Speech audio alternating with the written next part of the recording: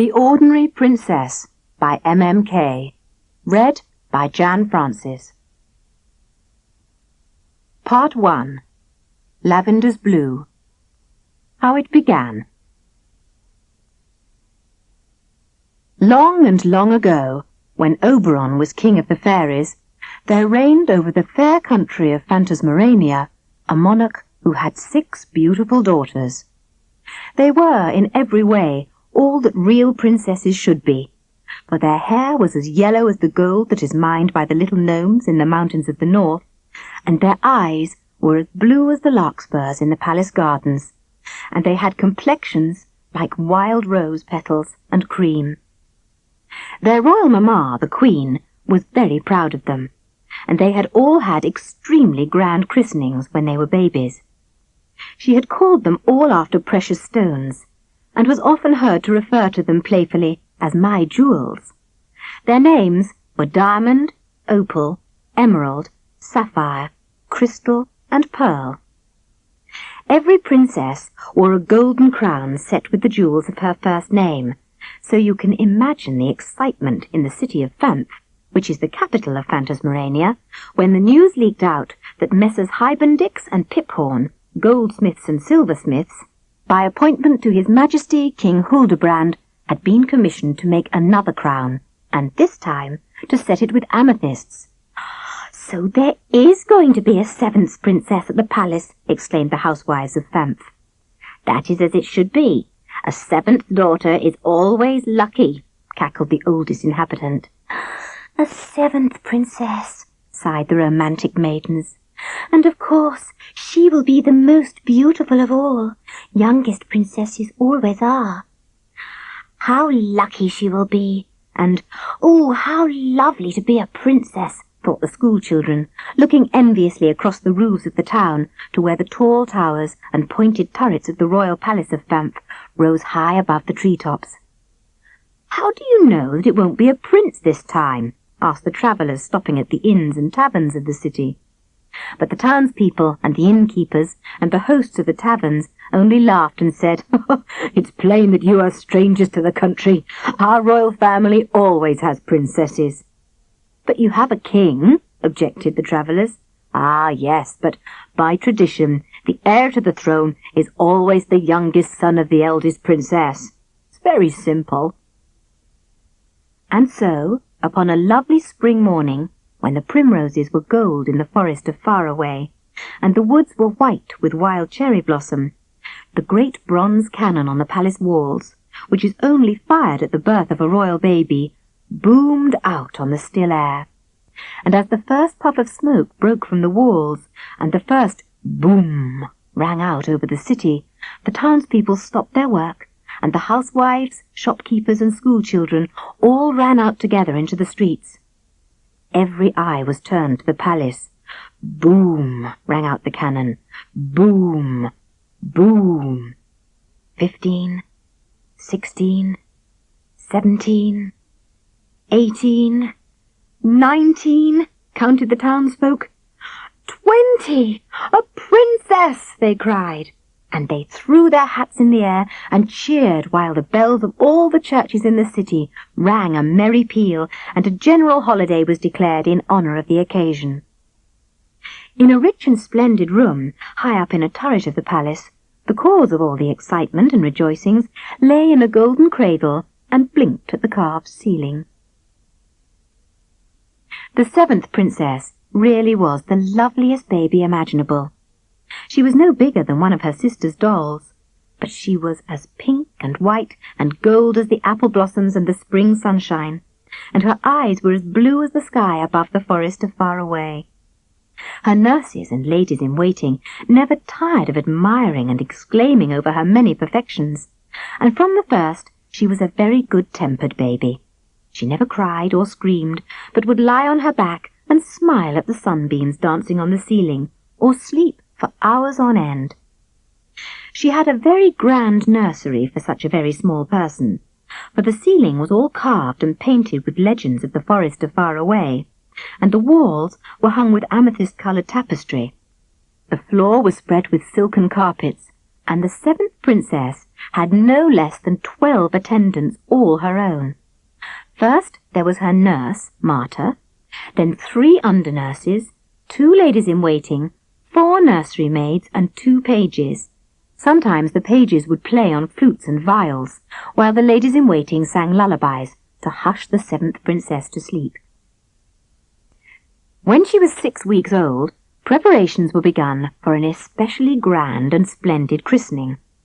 Hundreds of clerks sat at ivory desks all day, writing out invitations with gold ink on parchment. Hundreds of pages heated gold sealing wax to seal the envelopes, and hundreds of the king's messengers put spurs to their horses and rode away east and west and north and south to deliver them to the invited guests. The list of invitations was so long that it took the Lord High Chamberlain from before breakfast until after supper time to read it, while the roll it made was so large that it took 6 men-at-arms to carry it. There had been a long debate in council on the advisability of inviting fairies to the christening. The king had been against it from the first, but he had ended by being overruled by the Queen, who had been backed up by the Prime Minister and the Lord High Chamberlain and a large majority of the councillors. "Oh, all right. Have it your own way," said the king at last. "But mind you, I think it's rash, and I shall go on saying it's rash. We didn't have any of these fairy nuisances at the christenings of my other daughters, and what happened?" "Nothing," said the Queen. "Precisely," said the king. "Perfect peace and quiet. Everything went off beautifully. No fuss or bother, and everyone had an extremely good time." "But, Your Majesty," began the Prime Minister. I know, don't interrupt me," said the king testily. "You're going to tell me that it is the custom of our kingdom to invite all fairies to the christening of a 7th daughter. You have already said it at least 7 times, and I still say that it's rash." "There's no need to get heated about it, dear," said the Queen. "You know perfectly well that it has always been done before, and that it would look very odd if it were not done now." "I'm not getting heated," said the king. "I only said that it was rash." "For goodness sake, Hildebrand," snapped the Queen, almost losing her royal temper, "do stop using that annoying word." She took a deep breath and recovered her queenly calm. "Besides, dear, think how useful it will be. Fairies always give such delightful presents like good temper and unfailing charm and unfading beauty. You wouldn't want to deprive your daughter of such a chance?" "I can only repeat," said the king stubbornly, "that to invite fairies to a christening is asking for trouble, and getting it," he added gloomily. "Speaking for myself," said the king, "I'd far rather ask several man-eating tigers. You may have forgotten what happened to my great-great-great-grandmother, but I have not. Had to sleep for 100 years, poor girl, and the entire court with her, and all because of some silly fairy business at the christening." "But Your Majesty forgets," put in the Prime Minister, "that the unfortunate episode you refer to was due to gross neglect and carelessness. History tells us that an influential fairy was not invited, but on this occasion I, personally, will take the greatest possible care that no such calamity occurs again." And the Prime Minister tried to look very uncareless indeed. The Lord High Chamberlain hastened to add that no single member of King Oberon's court would be omitted from the list of guests. "And we must not forget," he pointed out, "that as Her Majesty has said, these, persons have it in their power to bestow the most valuable of gifts. For your daughter's sake," urged the Lord High Chamberlain. "Oh, all right," said the king peevishly. "Don't let's go over all that again. But you mark my words," he said. "I'd much rather have a nice silver-plated christening mug from a nice solid baron than some chauncey thing like unfading beauty from a tricksy creature with wings and a wand. Besides," said the king, "who's to tell that some tiresome fairy won't get out of the wrong side of her bed that day and give my daughter perpetual bad temper instead? Answer me that." "Really, Hildebrand," sighed the Queen in an exasperated sort of voice, "I find you quite impossible at times. It seems to me that you are determined to be unreasonable about the whole affair." "But Your Majesty," began the Prime Minister. "But Your Majesty," began the Lord High Chamberlain. "But Your Majesty," chorused the councillors. "Oh, all right," said the king. "Have it your own way. Ask the lot. Don't mind me." He gathered up his train and glared at his councillors, the Prime Minister, the Lord High Chamberlain, and the Queen. "But don't say I didn't warn you," he said. "No fairies have ever attended a christening without some funny business happening somewhere. You just mark my words," said the king. "It's rash." And with that he bounced out of the council chamber and slammed the door behind him. So the fairies were invited after all, and the most tremendous care was taken that no fairy should be overlooked. In fact, a special committee was appointed to see to it that no one was forgotten, and given long important titles like the Lord High Inviter of Wood Fairies and the Right Honourable the Minister with Portfolio for Inviting Water Nymphs. And as the day of the christening approached, the whole palace buzzed with bustle and excitement like a hive of bees. In the royal kitchens, 220 cooks, 400 scullions, as many serving men, and 500 kitchen maids worked like mad, baking cakes and pies and pastries. They stuffed swans and peacocks and boars' heads, and made wonderful sweets, marzipan trees hung with crystallized cherries, and castles and dragons, and great ships of sugar candy. 5 cooks from Italy worked on the christening cake, which was decorated with hundreds of sugar bells and crystallized roses, and was so tall that they had to stand on silver step-ladders to ice it. Ladies-in-waiting filled golden flower vases and crystal bowls with hundreds of blooms, so that the whole palace looked like a flower garden and smelt most deliciously of roses and lilies and lilac. Housemaids polished the chandeliers, and footmen and pages ran to and fro with trays full of china and glass. In the city, the rich merchants and important citizens who had been invited to the ceremony were having new suits and dresses made for the occasion, and the townsfolk were preparing bonfires and decorating their streets and houses with banners and wreaths. The day of the christening dawned bright and sunny, with not a single cloud in the blue sky. Guns boomed and church bells rang in every steeple as the townsfolk crowded round the palace to cheer the arrival of the guests. But the 7th princess was quite unbothered by all this noise and fuss. She lay in her magnificent cradle in the great throne room, and stared at the dangling fringe of little golden bells on the canopy above her head, and paid no attention to the guests at all. She had 7 godfathers and 17 godmothers, and when the christening ceremony was over, heralds in scarlet and gold blew a fanfare on silver trumpets, and announced her 7 names to the populace. Her Serene and Royal Highness, the Princess Amethyst, Alexandra, Augusta, Araminta, Adelaide, Aurelia, Anne, cried the heralds. Then all the people cheered and flung their hats into the air, and 1,000 white doves were released from the windows of the palace. The doves flew out into the sunshine and circled and cooed above the tall turrets and battlements before winging their way into the forest of Far Away, while inside the throne room the guests passed in procession by the cradle, and each in turn presented a christening gift to the 7th princess. The presents mounted up in a huge pile until they almost reached the ceiling, but the gifts that the fairies gave took up no room at all, for the sort of presents they give do not need to be packed in boxes. They gave the 7th princess charm and wit and grace and courage and a great many other things like that, and the Queen could not help looking extremely pleased with herself and saying in a rather loud whisper to the King, "You see, it has all turned out a great success in spite of all your fussing. I told you so." But the King only sniffed. "I wouldn't speak too soon," he said pessimistically. "There's still a lot of time for something nasty to happen." And just then, something did. The last and most important of the fairy godmothers had arrived late because of a traffic block on the road to the palace. Her name was Crustacea, and she was the fairy in charge of water, which means that she was the head fairy of all the seas, pools, ponds, lakes, and rivers. She was very old and rather deaf, and her temper was always inclined to be a little uncertain when she was on dry land. But for all that, She was a very powerful and important lady, and all the guests made way for her as she hobbled up to the cradle. The Queen bowed most graciously to her, and the King muttered something about being pleased to see her, while the old fairy peered at them over the top of her horn-rimmed spectacles.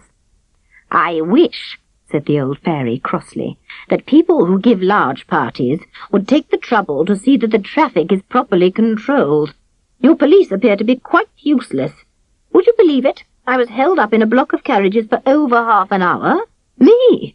At my age, I cannot endure dust, and I am almost as dry as a bone."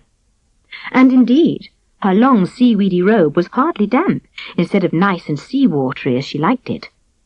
The Queen was full of apologies, and sent out at once for a bowl of salt water from the royal fish-ponds. Old Crustacea poured some of it over herself and drank the rest, and said she felt better. The water trickled down her seaweedy robe and made messy pools on the polished floor, but nobody liked to mention it. "And now," said old Crustacea, "let's have a look at this brat of yours." She hobbled up to the cradle and peered down at the 7th Princess. The 7th Princess had been snoozing, but now she opened one blue eye and then the other, and she smiled at the old fairy. Old Crustacea put out a long bony finger and touched the 7th Princess's pink cheek. Then she looked at the King and the Queen and the resplendent guests and the 6 little sister princesses, each more beautiful than the last, and finally she looked at the huge pile of glittering presents and the list that the Lord High Chamberlain had made of the gifts bestowed by the other fairies. Said the fairy Crustacea. "Wit, charm, courage, health, wisdom, grace. Good gracious, poor child. Well, thank goodness my magic is stronger than anyone else's." She raised her twisty coral stick and waved it 3 times over the cradle of the 7th Princess. "My child," said the fairy Crustacea, "I am going to give you something that will probably bring you more happiness than all these fal-lals and fripperies put together. You shall be ordinary." And nodding her head briskly, the fairy Crustacea turned away and hobbled rapidly out of the throne-room, leaning on her twisty coral stick and leaving a faint smell of seaweed and a damp track on the polished floor behind her. For quite a minute after she had gone, there was a stunned silence in the red and gold throne-room of the palace. It was broken by the King. "I told you so," said the King triumphantly.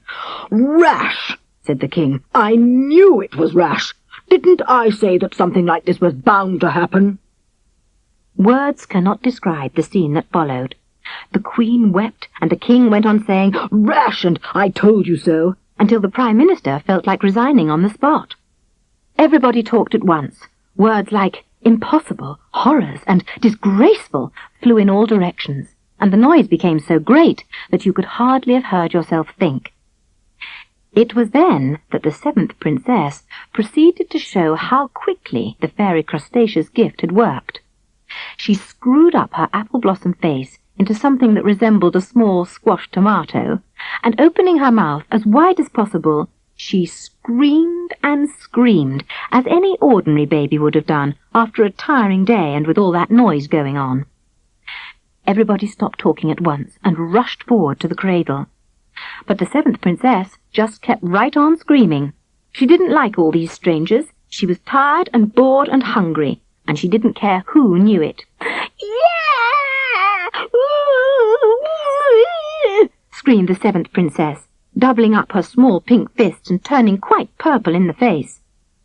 The Queen fainted away and had to be brought round with smelling salts. The King said, "I told you it was rash," for the 17th time, and the Prime Minister resigned on the spot, while the Lord High Chamberlain sent 6 gentlemen-in-waiting hurrying after the fairy Crustacea to beg her please to come back and change her mind. But alas, by the time the panting messengers reached the gates, the fairy Crustacea had gone. So that was that. The christening party broke up in confusion, and the guests said goodbye, and how sorry they were, but perhaps it wouldn't turn out to be so bad after all. One must look on the bright side, mustn't one? And all the other gifts were very beautiful and gratifying, so perhaps... The last coach of the last guest rumbled out of the palace yard, and the footmen and pages and serving men began to clear away the remnants of the feast. They took the leftover cakes and pastries, and the broken bits of marzipan trees, sugar candy castles, and ships and dragons home to their friends and relations, while the Queen took to her bed in a state of nervous prostration, and the Prime Minister took to his with a headache. But as for Her Serene and Royal Highness, the Princess Amethyst, Alexandra, Augusta, Araminta, Adelaide, Aurelia, Anne of Phantasmorania, she was taken back to her royal nursery, still screaming as determinedly as ever. Part 2. Rosemary's Green. Amy. Long sunny years drifted by in the kingdom of Phantasmorania, and with every passing year the old fairy Crustacea's gift became more and more noticeable, as the seventh princess became more and more ordinary. No one ever called her by her grand name now. From the townsfolk in the city down to the smallest page at the palace, she was always known simply as the ordinary princess, while even her own family never called her Amethyst. They called her Amy, and what could be more ordinary than that? After the day of her christening, she had begun to change from a beautiful baby princess into just an ordinary baby. Her soft golden curls stopped curling and became darker, and her blue eyes turned a greyish-brown betwixt and between colour. And as she grew older, her little nose turned up, and her hair hung down straighter and straighter, and not all the curl papers in the world could make it look as a proper princess's should. Her 6 lovely sisters, with their rose-petal complexions, their straight white little noses, rippling golden hair, and perfect deportment, were a delight to see. But Amy, oh dear, how ordinary she was. Her mamma, the Queen, who was a very determined woman, would not give up hope that something could be done to correct the distressing ordinariness of her youngest daughter, and she hired dancing masters from Spain to teach her elegance and deportment, and hairdressers and beauty experts from France to improve her hair and her complexion, but all to no avail. Even the court magician was no use. His card, which he always carried with him, had printed in one corner, "All kinds of charms on application, vanishing done." But none of his charms made any difference to the ordinariness of the ordinary princess, and in spite of his best efforts, not one single freckle ever vanished off the Princess Amy's little snub nose. She grew up as gawky as possible, with the distressing habit of standing with her feet apart and her hands behind her back, and hair of a colour that not even a court poet could describe as anything but just plain mouse. But though she proved every day how strong the old fairy Crustacea's magic had been, her other christening gifts were not entirely wasted. True, the splendid jewels and brocades of the kings and princes and barons were quite out of place on her homely little person, but the fairy gifts had been very useful, for though she was ordinary, she possessed health, wit, courage, charm, and cheerfulness. But because she was not beautiful, no one ever seemed to notice these other qualities, which is so often the way of the world. Not that it ever worried the ordinary princess. She was sometimes sorry that she was such a disappointment to her royal mamma, the Queen. "But after all," said the ordinary princess, "mamma has 6 perfectly scrumptious daughters, so I don't think that one not-so-goodish one ought to matter very much."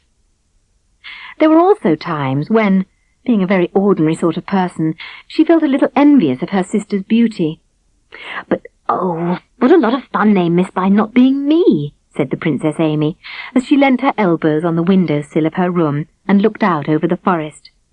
"They have to keep their complexions white and play the harp and embroidered tapestry, and the only game they ever play is throwing each other a golden ball. But I do such exciting things," said the ordinary princess. And she smiled a little secret smile to herself as she leaned far out of the window to sniff the breeze from the forest. Her room was in one of the turrets on the palace wall, a big round room with tall pointed windows on 3 sides of it, so that from one window she could see the sun rise and from another the sun set. It was the same room in which she had lain as a baby in her golden cradle and blinked at the painted ceiling. Amethyst-coloured tapestries still covered the walls, and outside the window grew a great wisteria hung with pale purple blossoms. The wisteria had a strong, twisty grey stem which climbed and clung to the old weather-beaten stones of the turret, and the ordinary princess smiled again as she leant out and touched that rough, knobbly stem with her little brown hand. She shared a particular secret with the old wisteria that nobody in the palace ever suspected, not even Nurse Marta. Since the time when she was 3 years old, she had always longed to escape from the palace gardens and play in the forest, the great, beautiful, mysterious forest of Far Away, that swept right up to the very walls of the palace. From her window she could watch the rabbits frolicking among the ferns and moss, and the shy deer picking their way through the leafy aisles between the tree trunks. Then, one summer evening, when she'd been put to bed while it was still light outside, she had a great idea, a wonderful idea. It was so wonderful that she could not wait to carry it out, and the very next minute she was climbing out of her turret window and down the twisty curves of the old wisteria, and had run off into the forest to play. Since that first time, when she was little more than 6 years old, she had done it many, many times. The old wisteria became a ladder into her secret world, and almost every day, wet or shine, she would scramble down the turret wall and be off into the forest, leaving her crown behind and tucking up her trailing dresses and making believe that she was a peasant girl or a woodcutter's daughter living alone in the greenwood. The forest of Far Away is surely the most beautiful place in the world. Between the great tree trunks, the ground is carpeted with deep emerald moss, all starry with flowers. Countless wild birds build their nests there, and on moonlight nights in spring it is full of the songs of many nightingales. No fierce animals ever roam there, but only the dappled deer, the frolicsome rabbits, and little gentle woodland creatures. And sometimes, in the spring, you would think that the sky must have fallen into the forest, for thousands upon thousands of bluebells spread their sapphire carpets through the glades. When March winds blow coldly over the city, inside the forest it is warm and still, and on hot summer days the forest glades are cool and green. Even on wintry or wet days it seemed beautiful to the ordinary princess. So while her 6 beautiful sisters played with their golden ball in the palace gardens, she played with the rabbits and the deer in the forest. The 6 proper princesses never went out of doors without pages to carry silken canopies over their heads, for fear the sunshine might spoil their complexions. But the ordinary princess pushed her crown under the royal nightdress case and never wore a hat, and her nose got frecklier and frecklier, in spite of all the queen's lily potions and lemon juice. The 6 lovely princesses had ladies-in-waiting and pages standing around when they played ball to pick it up when they dropped it. But the ordinary princess learned to climb trees like a squirrel and to swim like an otter in the deep forest pools. She had a lovely time. Nobody could ever understand why she grew so brown, or why her brocaded gowns were always getting torn, and her embroidered shoes so stained and scratched. But then no one ever worried much about her anyway, and whenever anyone remembered to ask where she was, the answer was nearly always, somewhere about. For to tell the truth, they were really all quite glad that she should keep out of the way, as such a very ordinary child was a disgrace to any royal family. So it's not surprising that the courtiers sometimes forgot that there was a 7th princess at all. One by one, the 6 beautiful sisters grew up and married handsome and gallant princes. And 6 years running, the ordinary princess followed one of her sisters down the long, dim aisle of the great cathedral of Thamp, and helped to carry the bride's train, and threw rice and rose petals after the glass coach as the bride and her groom drove away from the palace. The 6th year she had to carry the train all by herself, for all the other sisters were married, so there was only herself to follow the Princess Pearl up the aisle, when Pearl married the Crown Prince of Crustacea. The bride's train was of silver tissue, embroidered with pearls, and as it was 10 yards long, the ordinary princess found it exceedingly heavy and very difficult to manage. It was a hot day, and the cathedral was rather stuffy, what with the huge crowd of wedding guests, the clouds of incense from the swinging silver censers, the thousands of lighted candles, and the heavy scent of lilies and white roses. The Princess Pearl looked lovelier than ever, and the Crown Prince of Crustacea very handsome and gallant, though privately the ordinary princess thought him rather a stick. He may be very good-looking, she thought, but I'm quite sure that he's never giggled one good giggle in his life. Her own bridesmaid's dress was of amethyst satin, embroidered with silver and sewn with a great many pearls in honour of her sister. The silver embroidery scratched her neck and arms, and her crown was rather tight as well as being too heavy, and altogether she was very glad when the ceremony was over. The last slice of wedding cake had been cut, and the last handful of rose petals had been thrown after the bride and bridegroom's crystal coach. "Well, that's that," said the ordinary princess, tossing her crown onto her bed and wriggling out of her amethyst satin bridesmaid's dress. She fetched an apple from the top shelf of her book cupboard, where she kept a hidden store of them, and perched herself on the window-sill of her room in her petticoat.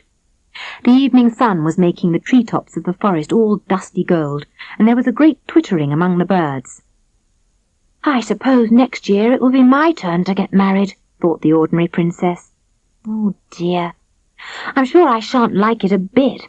No more fun, no more forest, having to wear best dresses every day, crowns and court curtsies and state banquets and things like that, no climbing trees, and a very handsome husband with no sense of humour." The ordinary princess sighed gloomily and threw her apple core at some rabbits. "Your Highness!" cried Nurse Marta in a shocked voice, bustling into the room with a great rustling of her starched skirts. "Sitting at the window in your petticoat! Whatever will you be doing next? Suppose someone were to see you!" And she hustled the ordinary princess away and drew the curtains and lit all the lamps. "But, Marta, it's still daylight," said the ordinary princess wistfully, "and there's such a lovely sunset." "What has that got to do with it?" asked Nurse Marta. "It's past 7 o'clock, and that's quite time to draw the curtains." And she scolded the ordinary princess for leaving her beautiful bridesmaid's frock on the floor. "Your Highness," said the old nurse, throwing up her hands in horror. "When will you learn to behave like a princess?" Then she called the ladies-in-waiting and the tiring maids, and they all chattered and laughed together like a flock of starlings as they brushed the Princess Amy's hair and poured scented water into her marble bathtub. "Now there's only one princess," said her ladies-in-waiting. "Soon there will be suitors coming for your Highness, and next year there will be another wedding." But the ordinary princess only yawned. She wished they wouldn't talk so much, for it had been a very long and tiring day, and she had a headache. Besides, she was not very interested in weddings. She had been a bridesmaid at 6 of them, and by now it all seemed a little dull. But very soon it began to look as though there was not going to be a 7th wedding after all. The king became flustered and peppery, and the queen became more and more anxious and distracted as time went on. The Prime Minister and the Lord High Chamberlain and all the councillors of state went about with such long faces that the ordinary princess said it was a wonder they did not trip over their chins. It was not that there was any lack of suitors. The fame of the princesses of Phantasmorania had gone abroad, and each year princes and peers had come from all over the wide world to make offers of marriage, quite as many as, if not more than, the numbers who had paid visits of ceremony at the palace of Phanth in the year before the wedding of the Princess Pearl. For was there not still one princess left? And didn't everyone know that the youngest princesses are always the most beautiful and charming of all?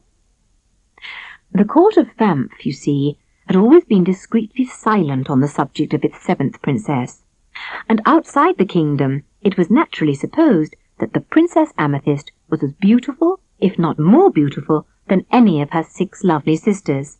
So, of course, the list of visiting suitors was as impressive as ever.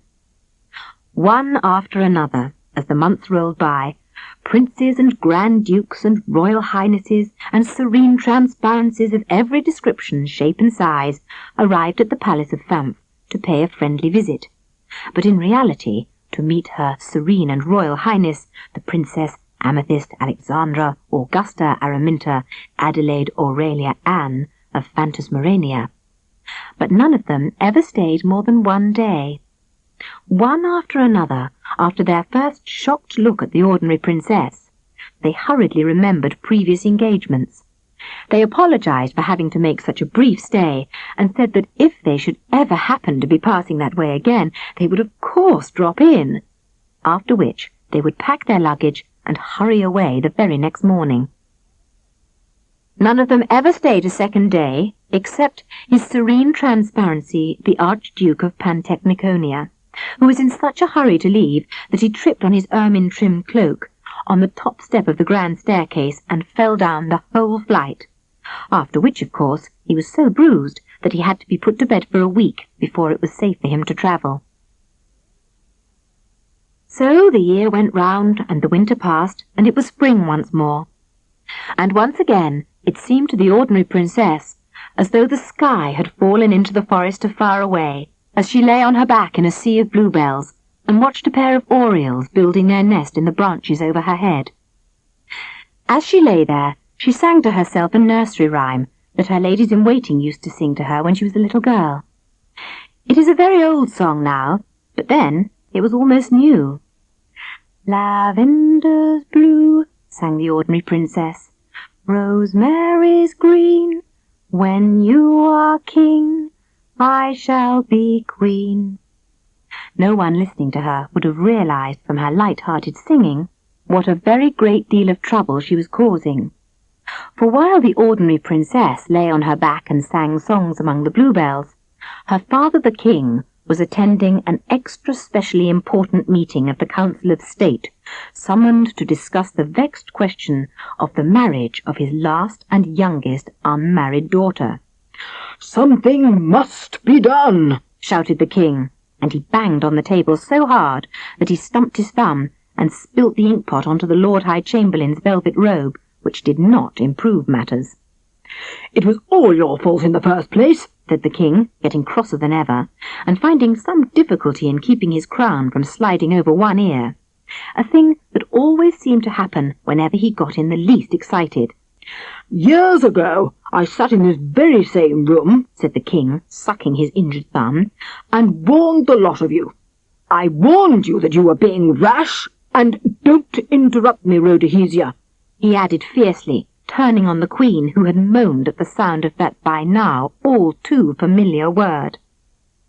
But the queen was far too upset to interrupt anyone. She asked for a glass of water and some smelling salts, and fanned herself with her lace handkerchief. "Well," said the king, well, hasn't anyone got anything to say? Has no one any ideas?" The council maintained a gloomy silence, and the queen took a sip of water and said in a faint voice, "We must do something. Oh, the disgrace of it! There has never been a spinster in all the annals of the fanfarials." The Prime Minister coughed apologetically. "Well, Your Majesty," said the Prime Minister, "there has never been a princess in the family quite like, He caught the king's eye and subsided. "I asked for ideas," said the king tartly, "not criticism. What I want from all of you is less criticism and more ideas. Her Majesty is quite right. No princess of our house has ever before failed to make a brilliant marriage. And," added the king, looking fiercer than ever, "we are not going to start now." He raised his fist to thump on the table, thought better of it, and glowered at his councillors instead. There was a lot more silence. "Well," said the king again. "Well?" "If I might make a suggestion, Your Majesty," said the Lord High Chamberlain nervously, "could we not try the effect of a dragon?" "On whom?" inquired the king, puzzled. On the suitors, Your Majesty. It has sometimes proved very useful in the case of, well, not very attractive young damsels," he finished hurriedly. "Explain yourself," ordered the king sternly. "Well, your majesty knows what romantic minds these young princes have, so suppose we hired a dragon to lay waste the countryside." Here the Minister of Public Safety looked alarmed, and the Minister for Agriculture and Fishery was heard to protest. "We might then imprison Her Royal Highness in a tower, and send out a proclamation to say that any prince who slew the dragon would be rewarded by the princess's hand in marriage. I venture to think, your majesty," said the Lord High Chamberlain, more nervously than ever, "that this might have the desired effect, provided, of course, that Her Highness was kept out of sight, as it were," finished the Lord High Chamberlain rapidly. "How can you say such a thing? Oh, my poor child!" wailed the Queen, taking a long sniff at her smelling salts. But the King suddenly sat up straight with a wild look in his eye. "I believe there's something in it," said the king. The council brightened visibly, and the Lord High Chamberlain tried hard to look modest. "To think," said the king, "that after all these years, one of my councillors should actually have had an idea. You," said the king, pointing at the Prime Minister, "will see to it at once that a special committee is formed to carry out the project. We will require a minister in charge of hiring a suitable dragon, and a subcommittee for drawing up the draft of a suitably worded proclamation. And you, my dear," said the king, turning to his queen, "will please see to it that Amy retires to a secluded tower and remains there, out of sight, until this affair reaches a happy conclusion." The king rubbed his hands together and beamed cheerily at the relieved council. "A capital scheme," he said. "I've yet to hear of a prince who could resist the chance of killing a dragon. Some silly young guffin is sure to come charging up to slay the creature, and then," said the king, "we'll have him. He simply can't turn the girl down after that. And anyway," finished the king cheerfully, "he won't see her until it's too late." "But what about rhubarbery?" inquired the Queen at this point. "Eh?" said the king. "Her Majesty means His Royal Highness the Grand Duke Reginald of Rhubarbery," put in the Prime Minister helpfully. "Perhaps your Majesty forgets that His Highness arrives this afternoon for the express purpose of seeing Her Highness the Princess with a view to matrimony?" "Tch," said the king. "We all know perfectly well by this time what will happen as soon as he lays eyes on her." He scratched his chin and looked thoughtful. "I suppose," said the king hopefully, "we couldn't say that she had a chill and see if he'd make an offer for her hand without seeing her." "I fear, sir, that such a ruse would only cause His Highness to prolong his visit until he did see her," said the Prime Minister. Perhaps you're right," said the king. "Well, as we can't possibly produce any dragons by this afternoon, we'd better give Amy one more chance of getting off without one. And if the Grand Dukes remember the previous appointment after seeing her, then we'll try this dragon scheme of yours. Come, my dear." And straightening his crown, the king went merrily off to take a stroll in the kitchen gardens. He was a man of simple tastes, and his hobby was growing marrows. That evening, before the banquet for His Royal Highness the Grand Duke Reginald of Rhubarbery, the Queen paid a visit to the apartments of her youngest daughter. "Now please pay attention, Amy," said the Queen, sitting down on the edge of the ordinary princess's golden bed, "because this is very important. I particularly wish you to make a good impression on the Grand Duke, for if he should take a fancy to you, it will save your papa and myself a great deal of trouble, and, expense," added the Queen, thinking of the high cost of hiring dragons. "Yes, mamma," said the ordinary princess, "so you will please put on your most becoming dress and your prettiest crown." "Yes, mamma. And for goodness sake, child, don't stand like that. Feet together, please. And remember to stand up straight and answer nicely when you're spoken to, and look as if you were enjoying yourself." "Yes, mamma." "Do please try and remember to keep your back to the light as much as possible. I have heard," said the Queen hopefully, "that His Highness is a little short-sighted, and I can only trust that it is so. Always bear in mind that you are a princess of the royal house of Phantasmorania, and even if you are not beautiful, try and look as though you were." With which puzzling remark, Her Majesty departed. But alas, in spite of all her good advice, the evening was a failure from the start. His Royal Highness the Grand Duke of Rhubarbery was not only podgy and pompous, but full of pride, and the ordinary princess took an immediate dislike to him from the moment he entered the room. All her royal mamma's eyebrow signals, and all her royal papa's whispers of "Amy, behave," could not make her be more than stiffly polite to him. While as for the Grand Duke, all the best dresses and becoming crowns and short-sightedness in the world could not disguise from him the excessive ordinariness of the ordinary princess.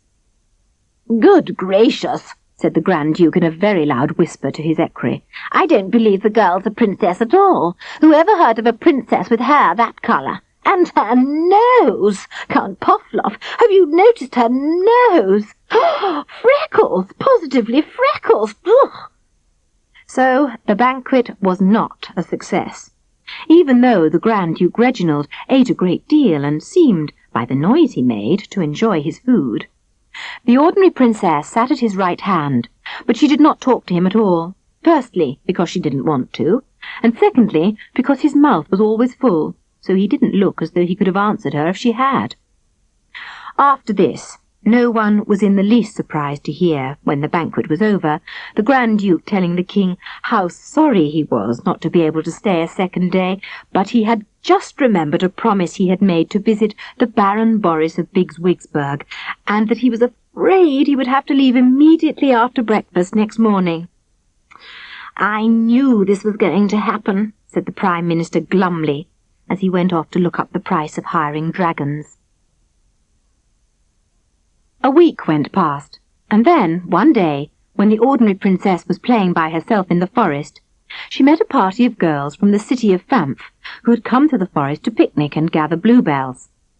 The ordinary princess had taken off her shoes and stockings and tucked up her gown above her knees to keep it out of the damp moss, and no one would ever have suspected her of being a royal highness. The picnic party certainly did not, and, as she was a friendly sort of person, in a few minutes they were all talking and laughing together as though they had known each other for years. They climbed trees and ran races and picked enough bluebells to fill every apron with flowers. But when the sun began to sink behind the distant horizon, they said they must go home. "Oh, dear," said the nicest girl. Her name was Clorinda, and she was just as freckled and jolly as the ordinary princess. "It's sad to think that this is probably the last time for months that we shall be able to come out here and pick flowers and enjoy ourselves." "Why do you say that?" asked the ordinary princess. She had hoped they might come again soon, for they were nice, laughing, cheerful girls, and not a bit like the fine ladies of the court. "Haven't you heard?" asked the one whose name was Phillida. "The Council of State is getting in a dragon to lay waste the countryside, and once the creature arrives, it won't be safe to go outside the city walls." "Whatever do you mean, getting in a dragon?" demanded the ordinary princess. "Do you mean on purpose? But whatever for?" "It's on purpose, all right," nodded Clorinda. "You must come from some very out-of-the-way village if you haven't heard about it. It's because of the princess, you know." "The princess?" "Yeah, you see, nobody wants to marry her because she's not pretty as princesses go." "But the dragon," insisted the ordinary princess. "Go on about the dragon. Why ever a dragon?" "Well, you see, it's this way," said Clorinda, plumping herself down on the moss and quite willing to explain. "The king and all the old councillors think that if they hire a dragon to lay waste the countryside and keep the princess shut up in a tower where no one can see her, they can send out a proclamation to say that whoever kills the dragon can marry her. Well, you know what princes are," said Clorinda wisely. "Just a lot of little boys when it comes to killing dragons. So, of course, some prince will get all heroic and kill the poor creature, and as soon as he does, he'll simply have to marry the princess. See?" "I see," said the ordinary princess. "It may be all right for the king," said Clorinda, "but I must say, I think it's bad luck in his kingdom." She got up off the moss and began filling her apron with the bluebells she'd picked. "No more picnics," she said sadly. "And the dragon is sure to kill some poor villager's cows and sheep before it gets killed itself.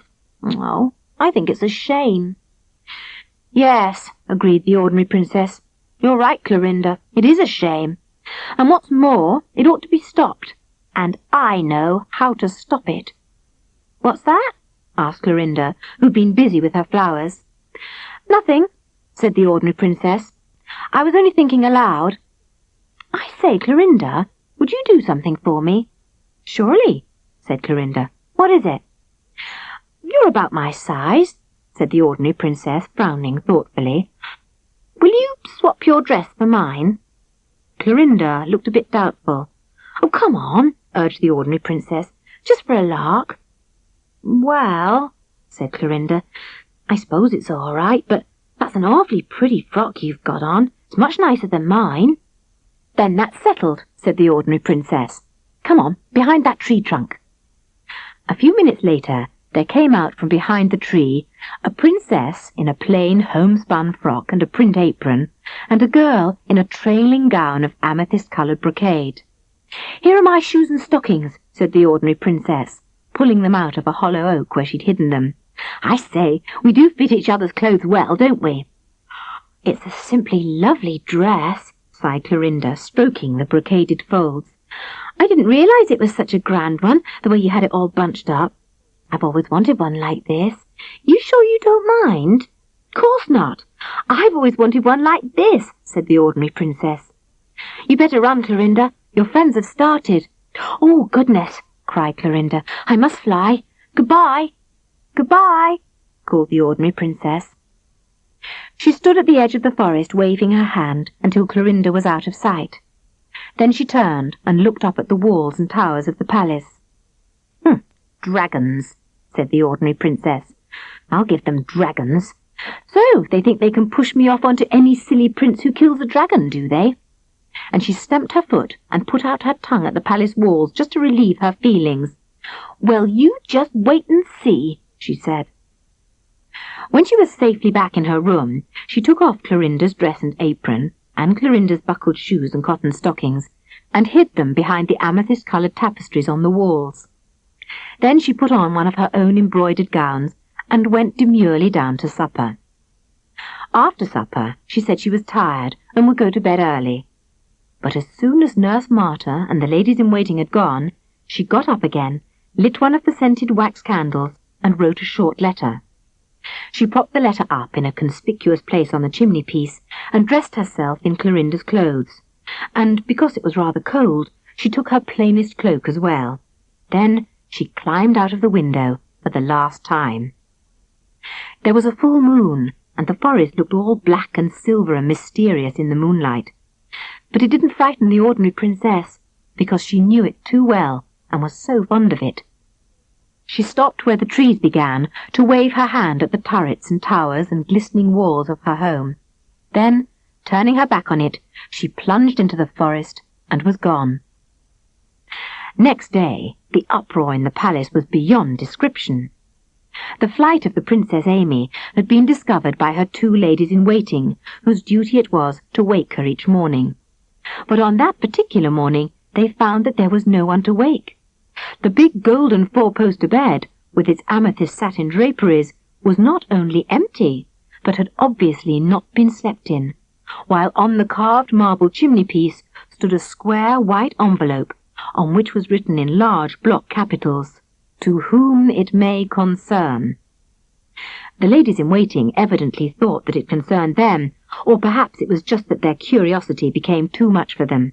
Anyway, they opened it at once, and when they read the letter inside, they both screamed at the top of their voices, and one of them fainted away. The one who didn't faint called for help, and then ran as fast as she could to the Queen. The King and Queen were having breakfast together in the sun parlour when the lady-in-waiting burst in on them. She was breathless with excitement, and also because she was rather plump and had been running very fast down a great many corridors. "Oh, your Majesty!" gasped the lady-in-waiting, panting like a goldfish out of water. Oh, your Majesty!" "Good, gracious!" exclaimed the king, dropping his spectacles into the butter. "Is the place on fire?" But the lady-in-waiting merely burst into tears and handed the princess's letter to the queen. It was a very short letter, and this is what it said. "Dear everyone, I think this dragon idea is simply silly, and I won't be shut up in a tower, and what's more, I won't marry any stupid dragon-slaying prince. In fact, I've decided that I don't think I'll marry anyone ever, so I've run away, and it's no use trying to find me, and please don't worry, because I shall be quite all right. Love and kisses, Amy." There were several spelling mistakes. The queen read it, and when she came to the end she screamed even louder than the two ladies-in-waiting put together, and went off into a fit of hysterics. The king knocked over the coffee-pot and spilt a new jar of marmalade in his agitation, and search parties were rushed off in every direction with orders to find the princess and bring her back immediately. But nobody saw so much as the flicker of her skirt. The ordinary princess had vanished as completely as though she had been made of snow, and had melted away in the sunshine. The king fined all his councillors half a month's salary to relieve his feelings, and the minister in charge of hiring a suitable dragon had to write and cancel his order for dragons, 1, laying waste the land, for the use of. Part 3. When You Are King. The Forest. "I really shall have to do something about my clothes," said the ordinary princess, speaking rather severely to Mr. Pemberthy and Peter Aurelius. Mr. Pemberthy and Peter Aurelius had not the least idea what she was saying, but they tried to look intelligent and sympathetic. Mr. Pemberthy was a little red squirrel, and Peter Aurelius was a jackdaw. The ordinary princess hardly ever had anyone to talk to, so she had made friends with the forest creatures and talked to them. It tended to make conversation rather one-sided, but that was sometimes an advantage. At least they couldn't answer back. The little red squirrel and the bright-eyed jackdaw had become so tame that the ordinary princess gave them proper names. She had called the squirrel after a jolly red-haired pastry cook at the palace, and the jackdaw after her uncle Aurelius. And now they followed her everywhere, and came when she called them. It was a fine sunny morning on the far side of the forest from the kingdom of Phantasmorania, and the ordinary princess was gathering wild strawberries for lunch. Nearly 2 months had gone past since the night she had scrambled down the wisteria outside her window and run away into the forest, and every day had taken her further and further away from her home, until, after weeks of wandering, she had reached the other side of the great forest of Far Away, and the borders of the kingdom of Ambergelder. The open-air life seemed to agree with her, for, though she was thinner, she was as brown as a berry, and her cheeks were as rosy as the little wild crab-apples. But for all that, on this particular morning, she was wearing a rather worried frown. The cause of the frown was the vexed question of clothes. Up to now, she had found life in the forest a very simple affair. There were plenty of roots and nuts and berries to eat, and water from many little bubbling springs to drink. The forest pools made the most beautiful baths, and the deep emerald moss the most comfortable of beds. And there had not been so much as one rainy day since she left the palace. Morning after morning the sun had risen in a cloudless sky, and night after night the stars had been friendly candles to light her to bed. But now, at last, an extremely bothersome thing had cropped up. Her dress and apron, once the property of Clorinda, were beginning to fall to pieces, and though nuts and berries may grow on trees, new clothes do not. Her stockings had been torn to ribbons long ago, and she had lost one shoe in a boggy bit of ground and the other in a stream. But that didn't worry her at all, because she liked running barefoot. But her dress and apron and petticoat were quite another matter. Wandering in forests and climbing trees or paddling in streams are not good for dresses, however sensible their material. "It won't be long before they fall off in bits," said the ordinary princess worriedly. She had tried pinning the holes together with pine needles and bramble thorns, but it had not been a success. The pine needles broke, and the thorns scratched her.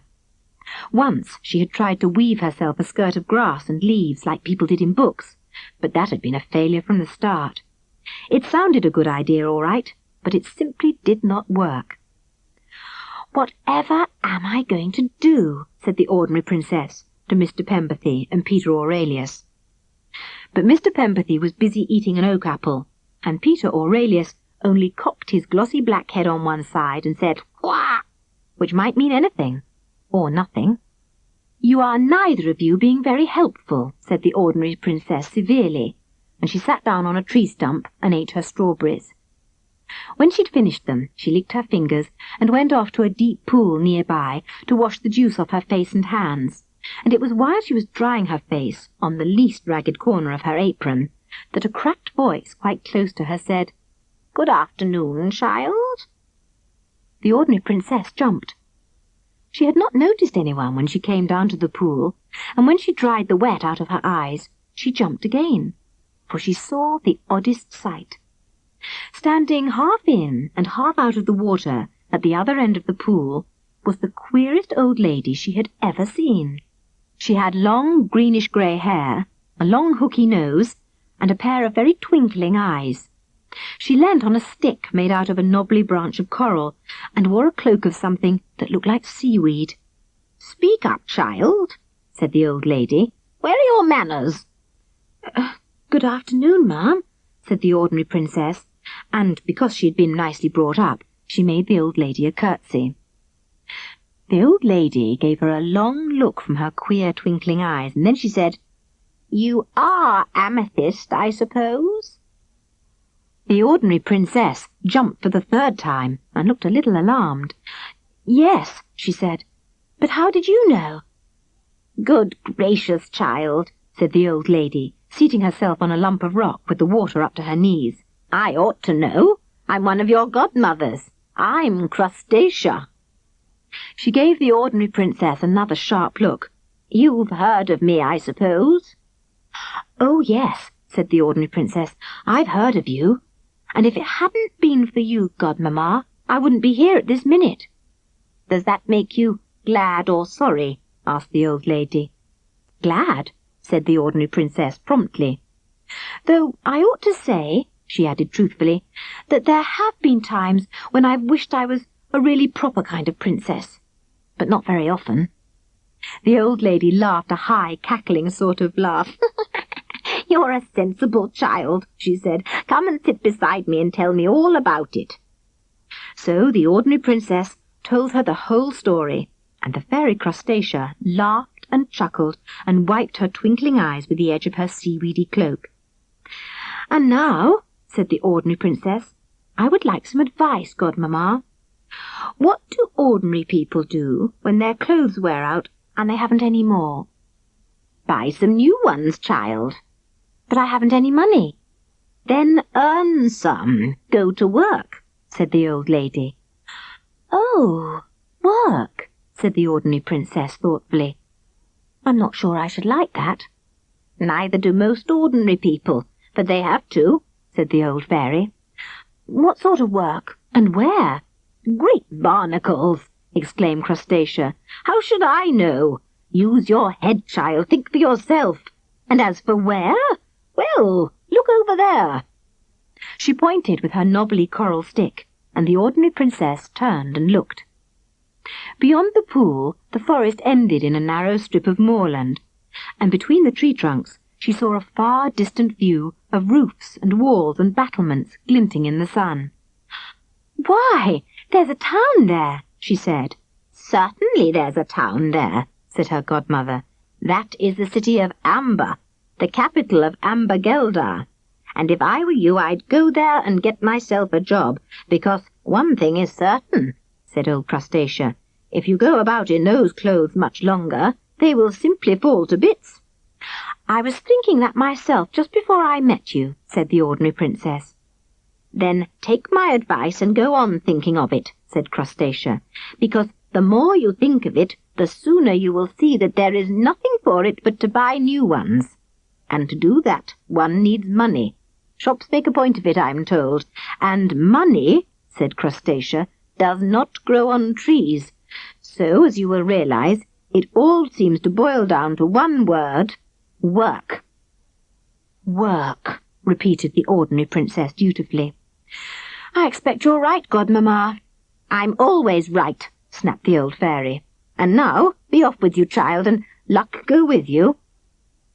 She smiled a very kindly smile, and then, before the ordinary princess could even say goodbye, she slipped off the rock and disappeared under the water as smoothly as an otter, and there was nothing to show that she had been there at all, except a damp smear on the top of the rock and a widening circle of ripples on the surface of the pool.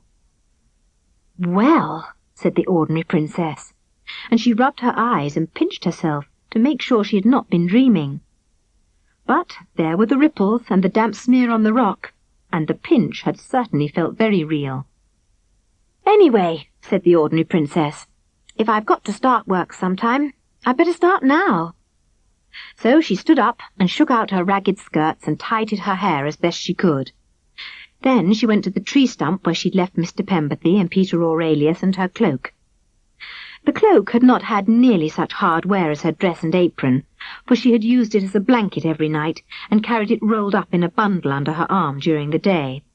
And when she put it on, it made her look quite neat and respectable. "It is a pity having no shoes and stockings," thought the ordinary princess. "But then one can't have everything. Goodbye, Forest," she said. "I've had a lovely time, and as soon as ever I've made enough money to buy some new clothes, I'll come back to you." She kissed her hand to the trees and the ferns and the emerald moss, and set off towards the town of Amber. But she did not go alone, for Mr. Pemberthy and Peter Aurelius had no intention of being left behind. Mr. Pemberthy had stopped eating oak apples and taken one flying leap onto her shoulder, where he fluffed up his tail and sat looking very pleased with himself, and Peter Aurelius flew alongside them, cawing loudly. It was almost 4 o'clock by the time they reached the city, and the ordinary princess was very tired and footsore. It had been much further than she had thought when she looked at its walls and roofs from the edge of the forest, which may have been partly because she found that roads are not nearly as comfortable to bare feet as moss, so that one has to go more slowly. She stopped by a little stone bridge over the river that ran through the town to bathe her tired and dusty feet and decide what she had better do. "I think I shall try and get work at the castle," thought the ordinary princess, wiggling her toes in the nice cool water, and she smiled to herself and tweaked Mr. Pemberthy's bushy tail. "It would be a change to work in a castle instead of living in one," she said. Then she dried her toes on the long grass by the bridge and marched off down the road to the castle. Perhaps the old fairy Crustacea's wish that luck would go with her had something to do with it, but strange as it may seem, when she knocked at the back door of the castle and asked for work, she was taken in at once, in spite of that dreadfully ragged gown. For as luck would have it, the 14th assistant kitchen maid had tripped over the kitchen cat that very morning and twisted her ankle, so the ordinary princess got the job at 2 pfennigs a week, plus her keep, and the loan of a brown holland overall. "How many pfennigs would it take to buy a new frock?" she asked the 13th assistant kitchen maid. "About 100, said the 13th assistant kitchen maid, "but it depends on the frock." So that is how Her Serene and Royal Highness Amethyst Alexandra, Augusta Araminta, Adelaide Aurelia Anne, Princess of Phantasmorania, became an ordinary kitchen maid in the royal castle of Amber. She was soon to find out that a great deal of work was expected in return for 2 pfennigs a week and her keep. From early dawn until late at night she was busy scampering up and down the huge castle kitchens, washing dishes, peeling potatoes, fetching and carrying for the royal cooks, filling pails of water, and 100 other things. At night she slept in a narrow rickety bed in a very small attic room at the tip-top of the castle. The bed was very hard, and the mattress full of lumps, but she was always so tired that she didn't care. Whenever she could snatch a moment from her work, she would run up the 12 long flights of stairs that led to her attic to take a handful of crumbs and scraps to Mr. Pemberthy and Peter Aurelius. Mr. Pemberthy and Peter Aurelius spent most of their time sunning themselves on the castle roofs or making trips down to the gardens. But wherever they were, the minute they heard the ordinary princess's soft whistle, they would hurry back to the attic window-sill. Every second week, the ordinary princess was allowed Thursday afternoon off, and then all three of them would spend a glorious time together in the forest. And every Saturday night, the ordinary princess would put 2 pfennigs into a cardboard box with a hole in the lid that she kept under her bed. "When the box is full," she told Mr. Pemberthy and Peter Aurelius, "I shall take it down to the town and buy myself a new frock, and then we can all go back to the forest and live there for always. Or at least," she added, "until I need a new one." Peter Aurelius put his head on one side and said, "Quack!" and Mr. Pemberthy fluffed up his tail and made a little chattering noise, quite as though they both understood what it was all about, which perhaps they did. On the whole, the ordinary princess, who was now an ordinary kitchen maid, enjoyed life as much as ever. For when you have spent most of your life surrounded by ladies-in-waiting and polite courtiers who all expect you to do nothing but play the harp nicely and do a little elegant embroidery, even peeling potatoes has its charms. And there is nothing that gives you a feeling of such proud satisfaction as drawing a weekly wage that you have earned all by yourself, even if it is only 2 pfennigs. Every now and again, the ordinary princess would send a letter to her parents to tell them that she was quite safe and well and happy, so that they would not worry about her too much. But she was very careful to give no address, and as no one used postmarks in those days, she was never discovered. The ordinary princess had been an ordinary kitchen maid for several weeks before she caught so much as a glimpse of the castle's owner, King Algernon of Ambergeldar.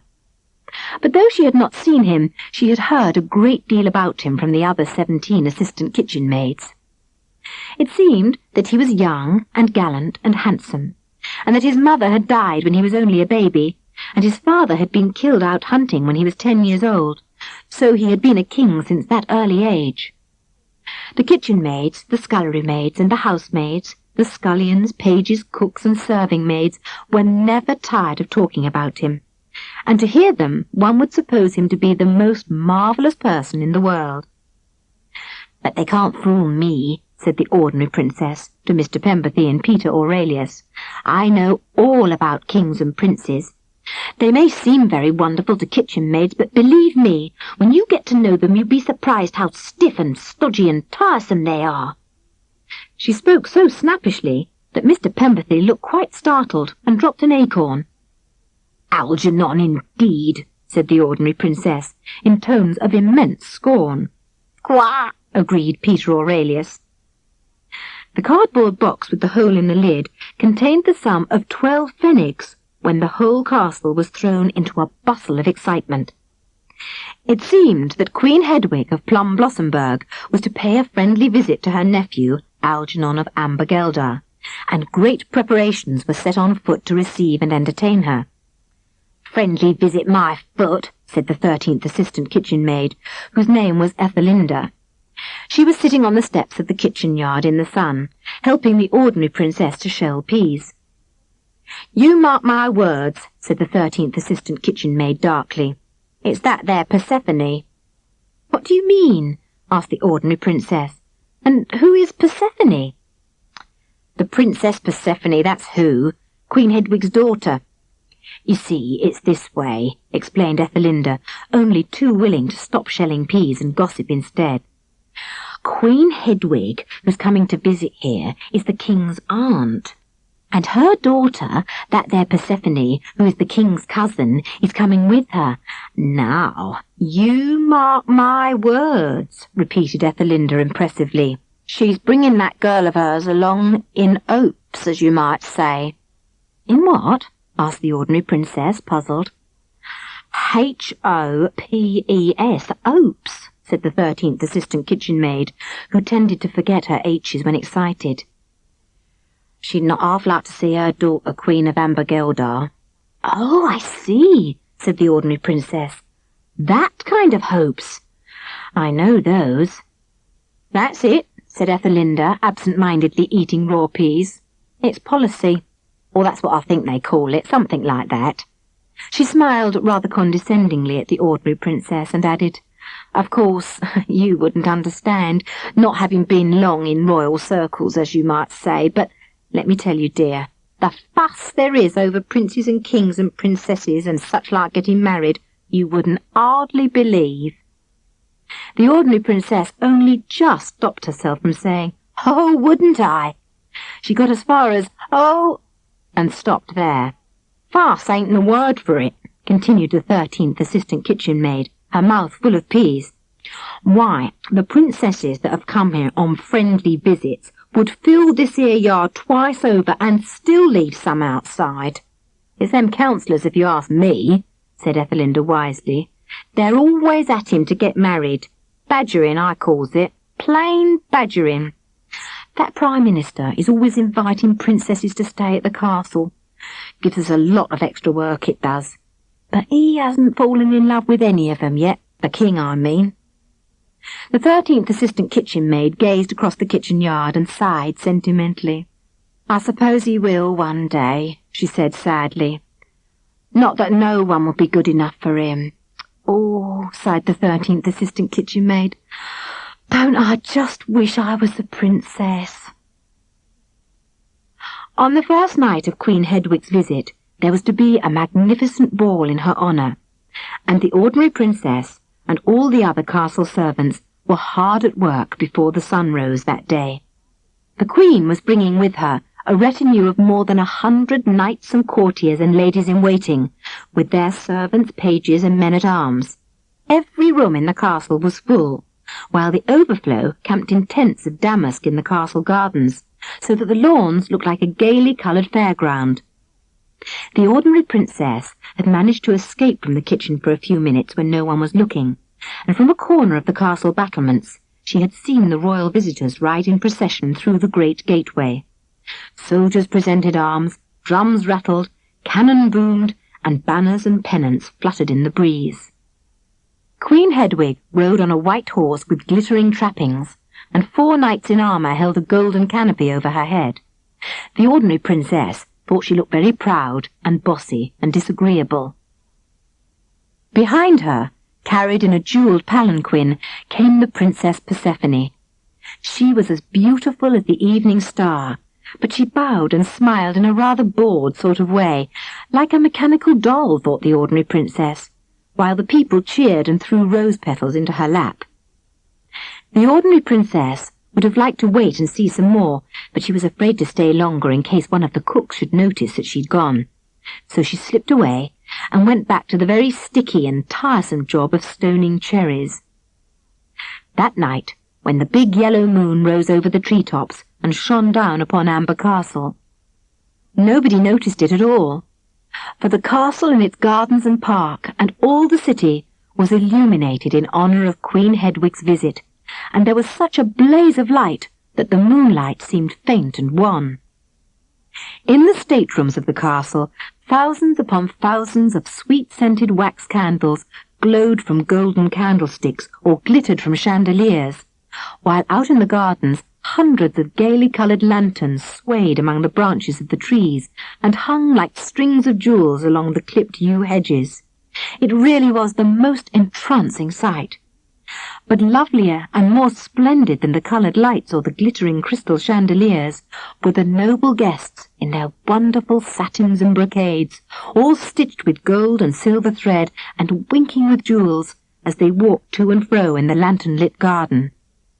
The ordinary princess hung out of her attic window at an extremely dangerous angle and admired it all very much. She had really only stolen up for a few minutes to bring some almonds for Mr. Pemberthy and a handful of cake crumbs for Peter Aurelius, but the sound of music and the buzz of voices from the garden below had brought her to the window, and there she had lingered, quite entranced by the lovely sight. Not that she had much use for state balls as a general rule, having already danced at too many, dressed up in stiff and scratchy gold-encrusted gowns, and wearing her heavy for very best occasions crown. But tonight she thought it would have been fun to wander in that lantern-decked garden or to dance to the fiddles across the shining ballroom floor. For, high as her attic was, she could hear the music plainly, and the musicians were playing a tune that she knew well. "Lavender's blue," played the fiddles, "rosemary's green, when you are king, I shall be queen." The ordinary princess sighed and ran back to the kitchens, where she got a good scolding from the second assistant cook for being away so long, and after that she found no further opportunities to creep away and watch the revels. The music and the dancing lasted until long after midnight, and the moon was sinking behind the chimney-pots and the gabled roofs of the town by the time the last minuet had been played and the wheels of the last coach had rumbled out of the castle yard. One by one, the footmen and the serving-men, the cooks, the scullions, and the scullery maids drifted off to bed. The kitchen maids went last of all, and the ordinary princess found herself alone with the dying embers of the fire on the big kitchen hearth. She had stayed behind the others to see if there were any nuts left over from the dessert that had been served at the banquet. Mr. Pemberthy was extremely fond of nuts. She searched among the piles of half-empty dishes that were stacked on the scullery tables. There didn't seem to be any nuts. "I know," thought the ordinary princess. "I'll go up to the banqueting hall. There won't be anyone there now, and I'm sure they won't have cleared everything away. That will be done in the early morning." She ran down the long stone passage and up the back staircase that led from the royal kitchens to the state apartments. The castle was very quiet and deserted and still, and the ordinary princess went on tiptoe. The candles had all burned out, and only the low moonlight came in through the tall windows. She crossed the marble hall where the serving men had waited between courses, and pushed open the big double doors of the banqueting hall. The doors were made of cedar wood, all carved and gilded, and they were so heavy that the ordinary princess had to push her hardest to open them. The banqueting hall had not been cleared.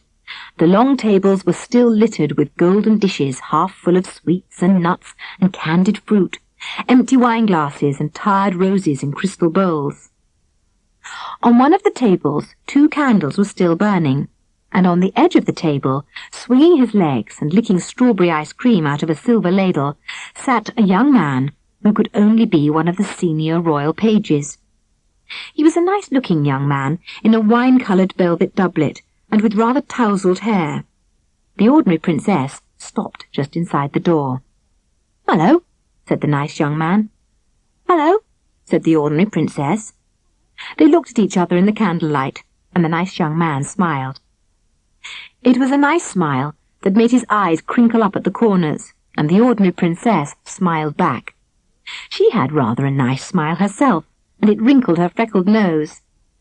"Were you looking for something?" inquired the young man. "Nuts," said the ordinary princess. "For Mr. Pemberthy," she explained. The young man looked puzzled. "Mr. Pemberthy?"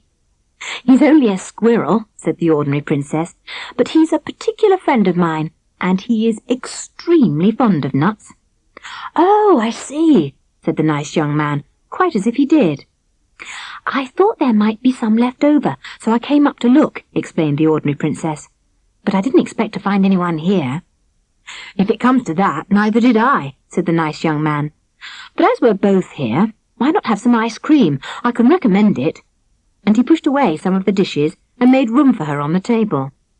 "It does look good," said the ordinary princess. "But do you think we ought to?" "Certainly," said the nice young man. "Who's afraid? Will you have strawberry, vanilla, raspberry, or chocolate?" Strawberry, please," said the ordinary princess, perching herself on the table beside him. "There aren't any clean plates left," said the nice young man, handing her a frozen spoonful, "so you'll have to lick. But personally, I always think it tastes better that way, only one is never allowed to do it." "Perhaps that's why," said the ordinary princess wisely. "Doing things you aren't supposed to do always seems more fun than doing things you are." "It sounds a bit mixed," said the young man, "but I'm sure you're right. And now, please tell me about Mr. Pemberthy." So the ordinary princess told him how, before she came to be a kitchen maid in the castle, she had lived in the forest and made friends with Mr. Pemberthy and Peter Aurelius, and how tame they had become. So tame that when she decided to become a kitchen maid so that she could buy a new dress, they had come with her to the castle.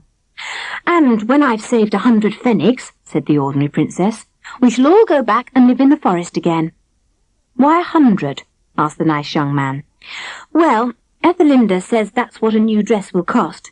"It sounds an awful lot, doesn't it?" said the ordinary princess wistfully. "It depends on the dress," said the nice young man, taking some more ice cream. "How long do you think it will take you to save it?" "Quite a long time, I'm afraid," said the ordinary princess sadly. "You see, I only get 2 pfennigs a week. But I've got 12 already," she added, cheering up a little. "Good work," said the nice young man approvingly. "Have some more ice cream." "Now, you tell me about yourself," said the ordinary princess, after an ice-creamy interval. "What do you do?" "Oh, I work here," said the young man. "What sort of work?" asked the ordinary princess. "Anything I'm told to do," said the young man. "I suppose you'd call me a man of all work." "I thought at first you were a page," said the ordinary princess. "No such luck. They get a much better time than I do. 2 hours off every day, and an afternoon a week," said the young man gloomily. "Don't you ever get an afternoon off?" inquired the ordinary princess sympathetically. "Hardly ever," replied the man of all work, more gloomily than ever. "Then you ought to insist on it," said the ordinary princess indignantly. "I think it's a shame. Even assistant kitchen maids get half a day off every other week, you know." "What do you do on your half-day off?" asked the young man interestedly. "We go to the forest, Mr. Pemberthy and Peter Aurelius and me. I. One of the cooks lets me take any old scraps of bread and cake that are over, and we have a picnic. We have a lovely time." She finished the last drop of ice cream in her spoon and yawned sleepily. "I ought to be going to bed," she said. "Oh, don't go," begged the nice young man. "It's early yet. Tell me something more about yourself. Did you always live in the forest?" "Not always," said the ordinary princess. "And it's not early, unless you mean it's early morning, which is quite true. Good night," she said, and she got off the table and made him a rather sleepy curtsy. "Good night," said the nice young man, smiling his nice young smile. The ordinary princess was halfway up the second flight of stairs to her attic when someone called, "Hi!" in a rather loud whisper. She turned round, and there was the nice young man again. He must have run after her, because his hair was untidier than ever, and he seemed to be a little out of breath. "Hi," said the nice young man. "What about Mr. Pemberthy?" And he held out a handful of walnuts. "Oh dear," said the ordinary princess. "I'd forgotten all about those. Thank you so much." The nice young man had brought enough to fill both pockets of her apron, and to keep Mr. Pemberthy in luxury for several days. "I say," said the nice young man, getting rather pink, "when did you say your next half-day off was?" "I didn't," said the ordinary princess, "but it's Thursday." "Then could I come too?" asked the nice young man, getting pinker than ever. "To the picnic, I mean. I'd very much like to meet Mr. Pemberthy and Peter Aurelius." "But do you think they'd let you off?" said the ordinary princess. "Well, I'd try. That is, if you'd let me come." "We shall be delighted," said the ordinary princess primly. "Only you'd better not come to the kitchen," she added, "because sometimes I'm late, if it's a very busy day. If you can get the afternoon off, I'll meet you by the 3 silver birch trees at the edge of the forest. You better bring your own cake," she said. "Sometimes we don't get very much." "I'll bring all the cake," said the nice young man. The castle clock struck 3. "Good gracious!" exclaimed the ordinary princess. "It's nearly morning, and I have to be up by 5:30. Good night, man of all work." "Good night, kitchen maid." The ordinary princess yawned very sleepily indeed, and went off to bed. Part 4. I Shall Be Queen. The Birches. The ordinary princess was feeding the last of the cake crumbs to Peter Aurelius, and watching the man of all work making a necklace out of acorn cups strung on a grass stem. The evening sunlight was throwing long shafts of gold between the mossy tree trunks of the forest, and all around them birds were singing in the green thickets. "This has been quite the nicest day of my life," thought the ordinary princess. And she thought, too, that the nice young man was easily the nicest person she had ever met. "It's because he's an ordinary sort of person, like me," she decided. And indeed, a more ordinary person than the man of all work you could not wish to see. His velvet doublet was stained with moss, and rather torn where he'd caught it on a branch while climbing an oak tree to pick acorns. His hair was very ruffled and full of bits of bark, and he had a smudge on his nose, and as he strung the acorn cups on the grass stem, he whistled softly to himself.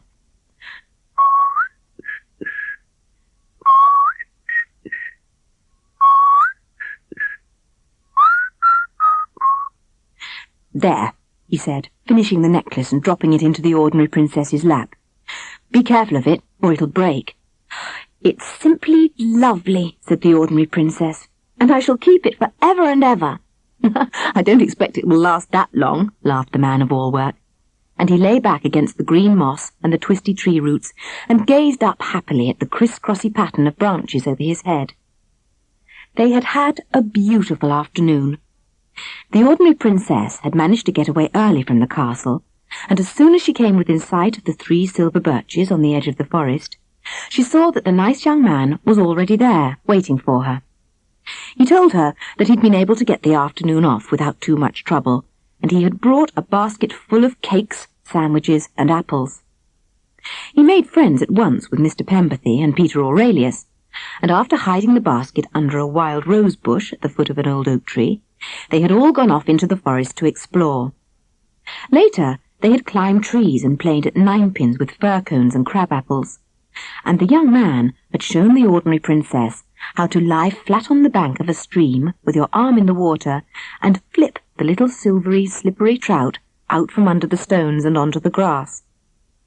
They had caught 5, and though they had thrown them all back at once, they had both got very wet and moss-stained and excited, and enjoyed themselves enormously.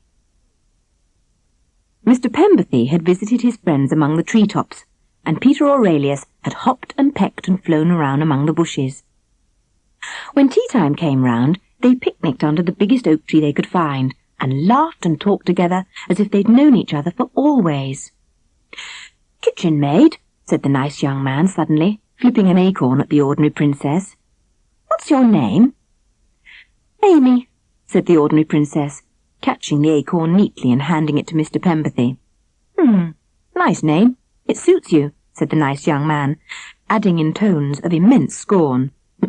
"Persephone, indeed." "Who?" said the ordinary princess, rather startled. The young man looked a little confused. "I was only thinking," he said, "what silly names some people have." "Why, I should like to know," inquired the young man hotly, "can't more people have nice, sensible, pretty names like Amy?" "I suppose you mean the Princess Persephone," said the ordinary princess. "I don't know why it is, but princesses always do seem to have rather fussy names. You couldn't imagine a princess called Amy, now could you?" "I don't see why not," said the nice young man. "Perfectly good name for anyone. I know we haven't been properly introduced, but I shall call you Princess Amy." The ordinary princess smiled to herself. "And what shall I call you?" she asked. "My friends call me Peregrine," said the nice young man. "Well, I'm your friend, aren't I?" said the ordinary princess, and she stood up and held out her hand to him. "Of course," said Peregrine, the man of all work, jumping up and taking it. So they shook hands and laughed at each other. "Peter Aurelius and Mr. Pemberthy," said the ordinary princess, "permit me to introduce you to a friend of mine, Prince Peregrine." "Quack," said Peter Aurelius politely. "Princess Amy," said the man of all work, "allow me to present a friend of mine, Prince Peregrine." "I am honoured, sir," said the ordinary princess, sweeping an elegant court curtsy. "You said that just like a real princess," laughed Peregrine. The ordinary princess straightened up from her curtsy rather hurriedly and said that it was high time they started back to the castle. "Look," she said, "you can see the evening star already." And sure enough, the sun had gone down, and between the tree trunks of the forest they could see the evening star twinkling in the apricot-coloured sky above the distant rooftops of the city.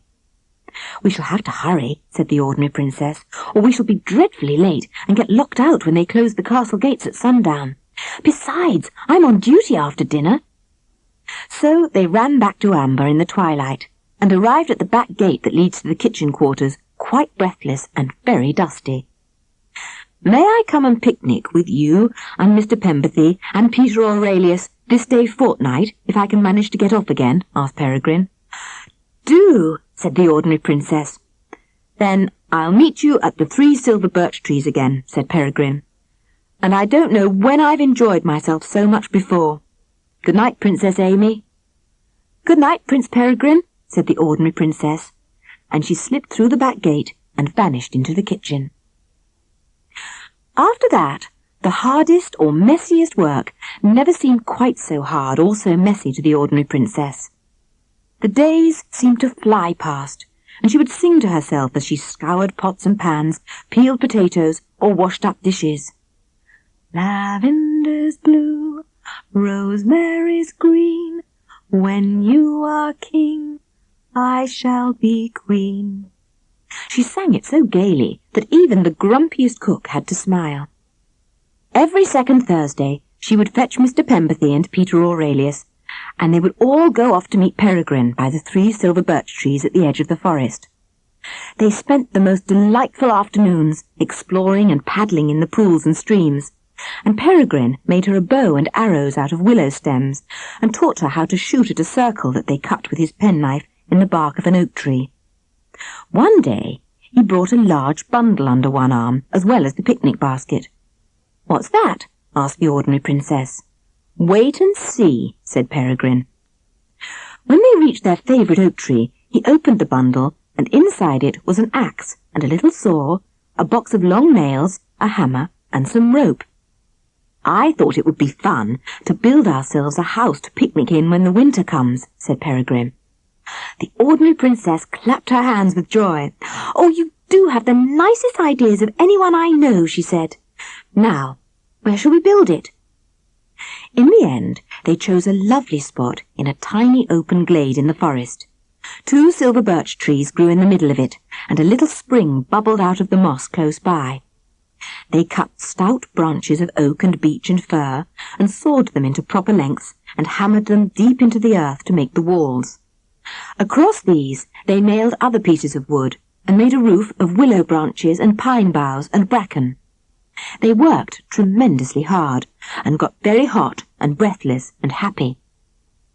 It took several second Thursdays before it was finished, but at last it was done. They had carpeted the floor of the little house with the brightest green moss they could find, and cut more squares of moss to thatch the roof. It had 2 windows and a door that opened and shut, and though the windows had no glass in them and the door didn't lock, that didn't worry them at all. They were extremely proud of their work. "What shall we call it?" asked the ordinary princess. "Don't let's call it anything palacey or castle-ish. Let's give it a nice ordinary sort of name." "Let's call it the Birches," said Peregrine.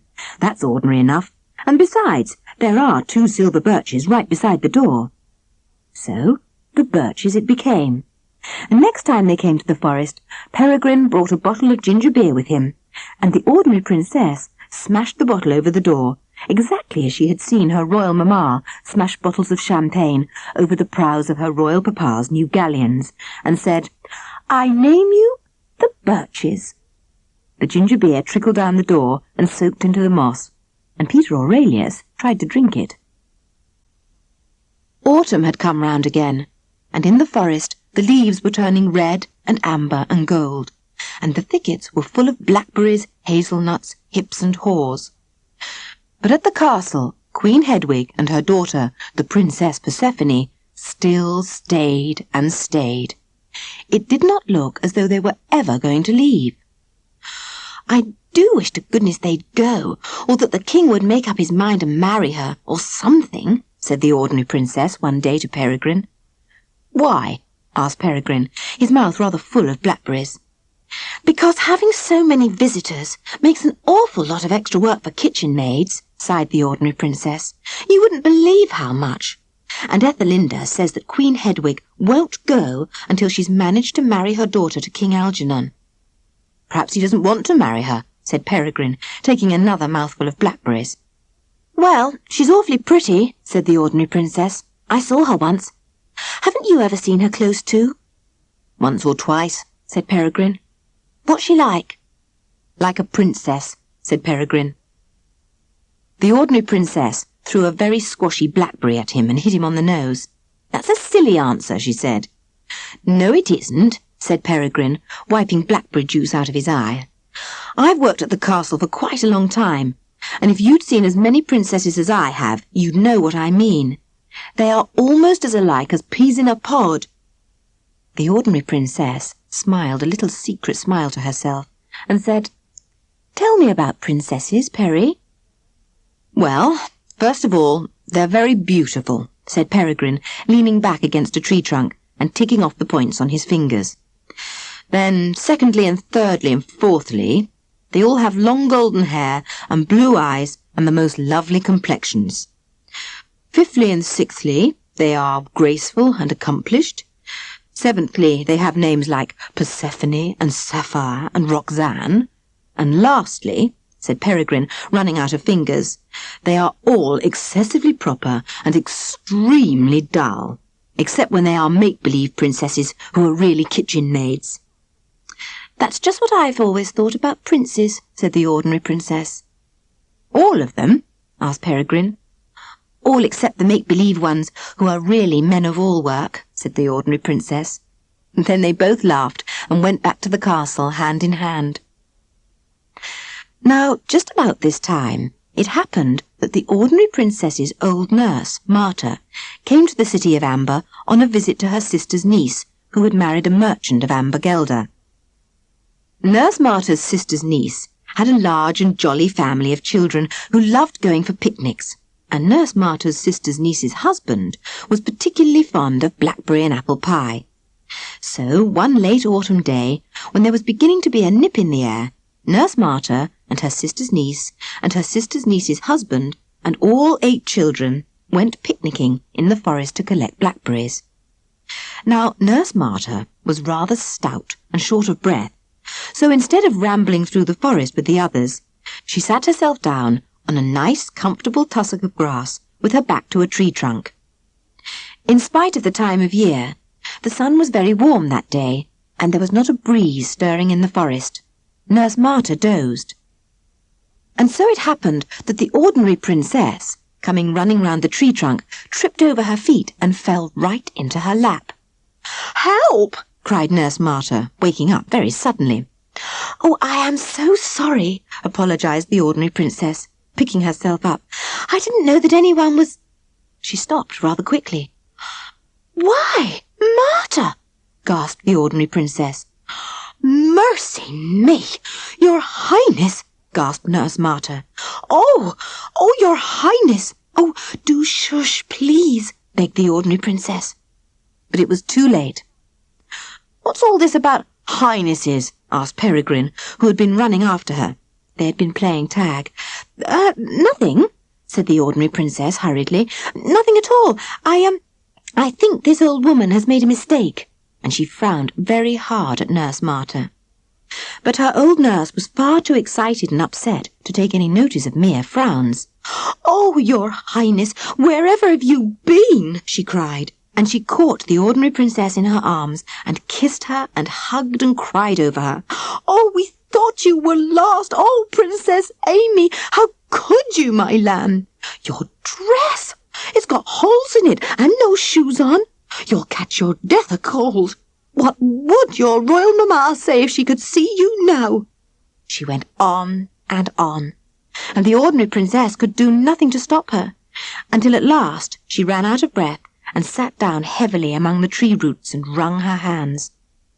By which time, of course, it was far too late to pretend any more, and the ordinary princess patted Nurse Marta's plump shoulder and said that she was quite all right, and that if Nurse Marta would write down her address, she would come and see her and explain everything. So, when Nurse Marta had stopped panting, she gave the ordinary princess her address, and having promised faithfully not to breathe a word of the affair to anyone, she curtsied several times in an agitated sort of way, and went off between the tree trunks, still wringing her hands. After she had gone, there was a long silence. The ordinary princess was looking rather ashamed of herself, and Peregrine was frowning. Presently he said, frowning more than ever, "So, you were a real princess all the time. Amy, you are a little fibber. And for 2 pins, said Peregrine, I'd give you a good hard spanking." The ordinary princess stopped looking ashamed of herself, and giggled instead. "You can't spank a royal highness," she said. "Can't I?" said Peregrine, looking quite as if he could. But the ordinary princess tugged at his velvet sleeve with her little blackberry-stained hand and said, "But it's not my fault, Perry. I can't help being a princess. And anyway, it doesn't make any difference, does it?" she added anxiously. "No," said Peregrine, and he smiled his nice smile. "It won't make any difference to me. But what about you? You are a royal highness, and I'm only a man of all work. What does that matter? I should like you every bit as much if you turned out to be, a coal heaver," said the ordinary princess hotly. "So there." "I'll remember that when I'm a coal heaver," promised Peregrine. "And now, suppose you sit down and tell me how it is that a princess came to be a kitchen maid." So they both sat down on the moss and the fallen leaves, and the ordinary princess told him all about everything, right from the very beginning. And he laughed such a lot that they quite forgot the time, and had to run all the way back to the castle for fear of being locked out when the gates were shut. "Good night, Prince Peregrine," said the ordinary princess, slipping in at the back door. "Good night, kitchen maid," called Peregrine. "Wah!" said Peter Aurelius. Mr. Pemberthy said nothing at all, because he was sound asleep already, curled in a little furry ball in the ordinary princess's apron pocket. He continued to sleep so soundly that she hadn't the heart to disturb him, so she hung up her apron on a hook in her cupboard and went down to help with the washing up without it. There appeared to be more washing up to be done than ever that night, and the piles of greasy dishes seemed as if they were reaching the ceiling. The ordinary princess broke 3 dinner plates and was severely scolded by the 4th assistant senior cook, whose temper was never very good. You have to keep your mind on washing up, what with the slipperiness of wet plates, and the ordinary princess had not got her mind on plates. She was wondering whatever she was going to say to Nurse Marta. "Oh dear," thought the ordinary princess, "why did she have to come and spoil it all?" She sighed heavily and dropped a soup plate. It broke into 18 quite small pieces, and one of these flew up and caught the 4th assistant senior cook on the nose. As we already know, his temper was not of the best, and what with so much extra work on account of Queen Hedwig of Plum Blossomburg and her daughter, and all her suite staying on, and a bad attack of toothache which had been keeping him awake for the past 3 nights, well, the end of it was that the ordinary princess found herself dismissed. The 4th assistant senior cook did not put it as elegantly as that. "You're fired!" shouted the 4th assistant senior cook. "Take a week's wages!" And with that he had ordered her out of the kitchen. "I don't care," said the ordinary princess, climbing wearily up the 4th flight of stairs on her way to the attic.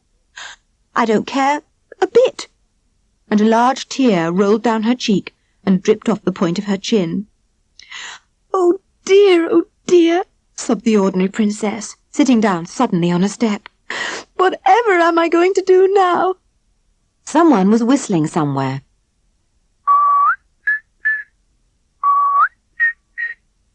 "Hi!" called Peregrine in a loud whisper, appearing unexpectedly at the bottom of the staircase.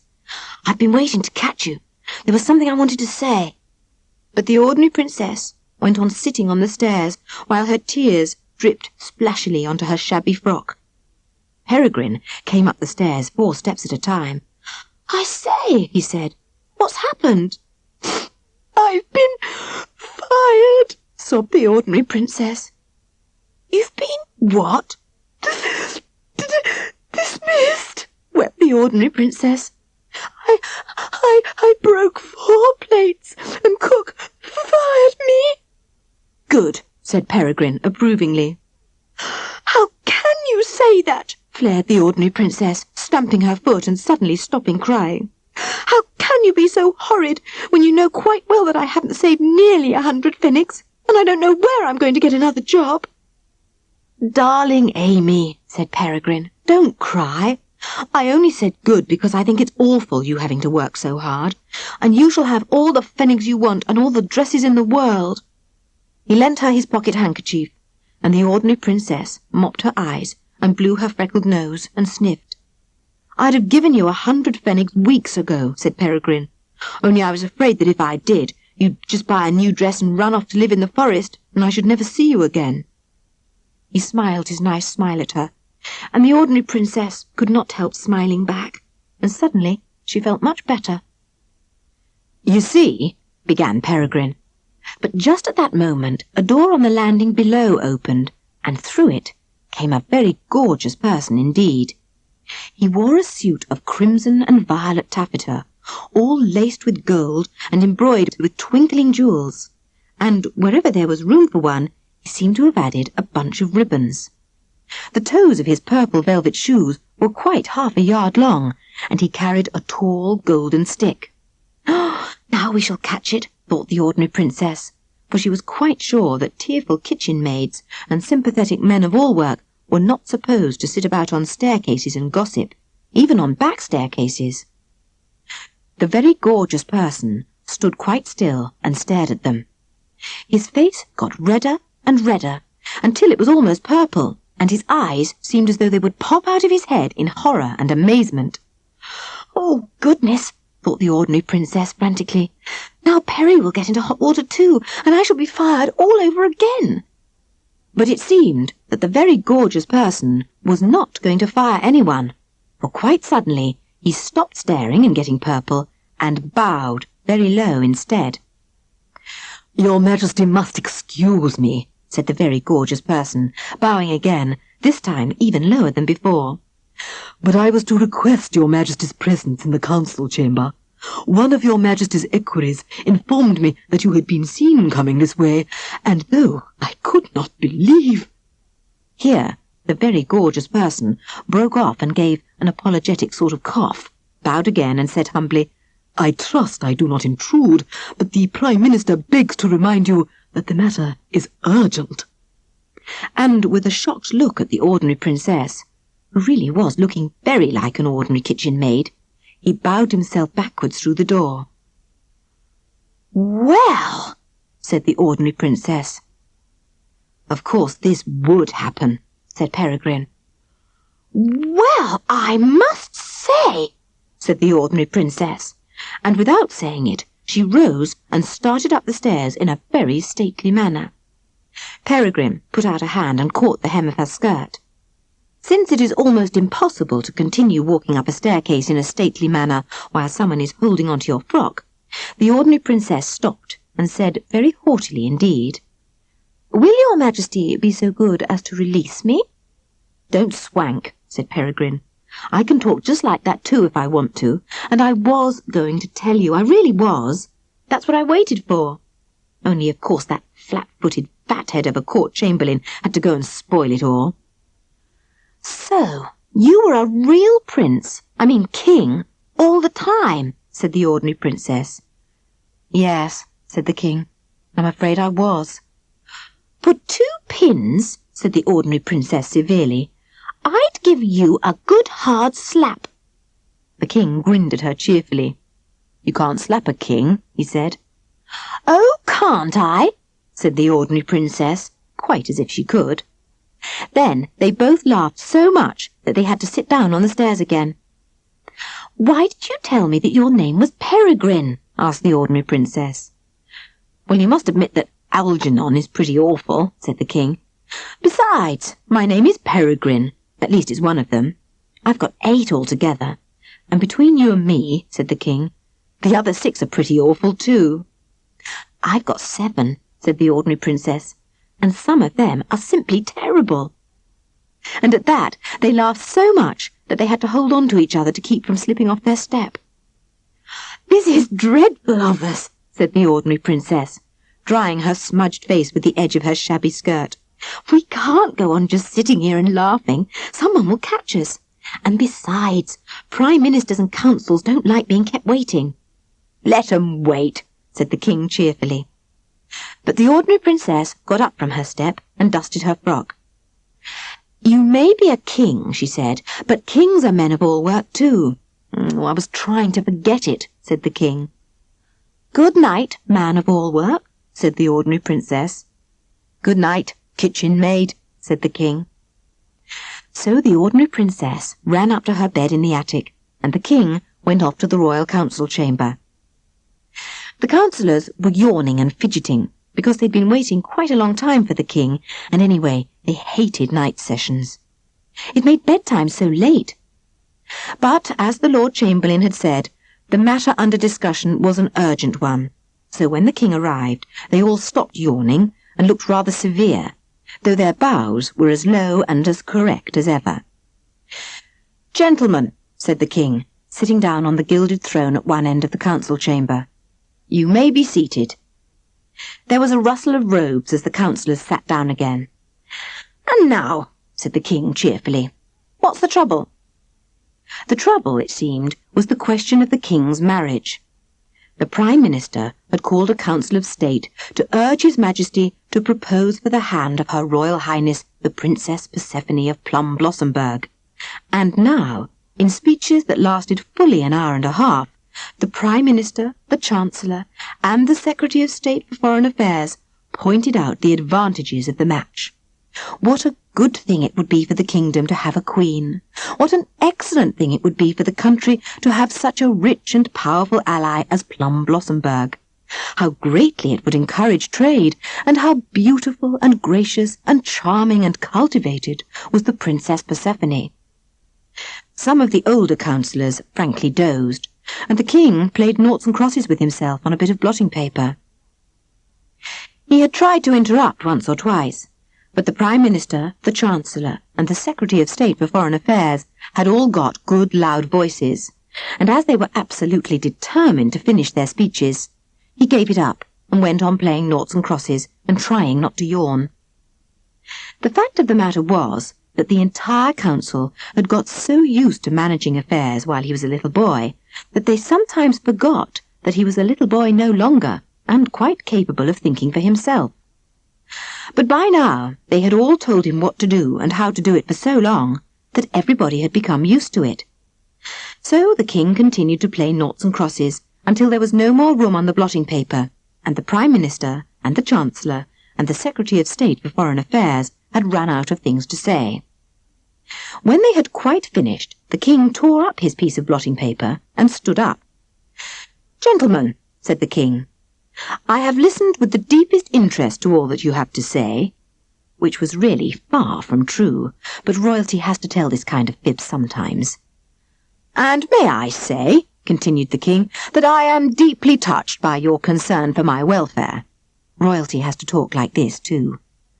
"But," said the king, suddenly ceasing to be quite so royal, "I'm dashed if I'll propose to cousin Persephone."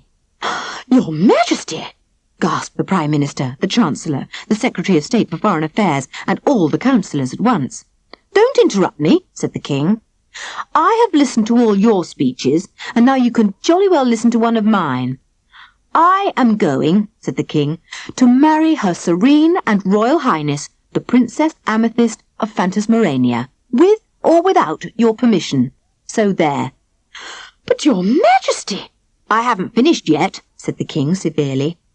"I desire an embassy to set out for Phantasmorania immediately, to ask King Hildebrand for his daughter's hand in marriage, and the sooner," said the king, "the better. That's all I wanted to say." With which he bowed politely to the assembled councillors and marched off to bed.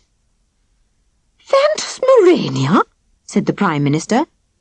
"It is an idea," mused the Chancellor. "Well, really," said the learned councillors. "Whatever will Queen Hedwig say?" groaned the Secretary of State for Foreign Affairs. "I say," said the king, reappearing rather suddenly round the door, I forgot to mention that I think one of you should drop a hint to Her Majesty my aunt that even the most friendly of visits ought to end sometime. She and my cousin and all the ragtag and bobtail they brought with them have been here for weeks and weeks, said the king severely, and it makes a lot of extra work for the kitchen maids. And with that he disappeared round the door again, leaving the council gasping with dismay. The Prime Minister was the first to recover.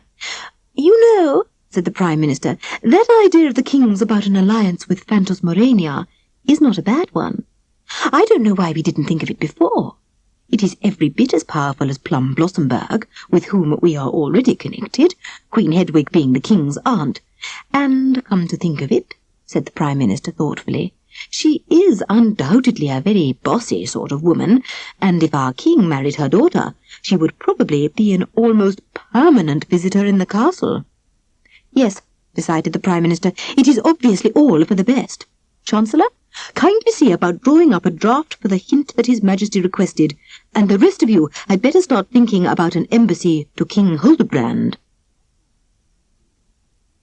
Next morning, when the ordinary princess woke up, she found a note that had been pushed under her door. It said, "Meet me at the summer house by the lily pond as soon as possible.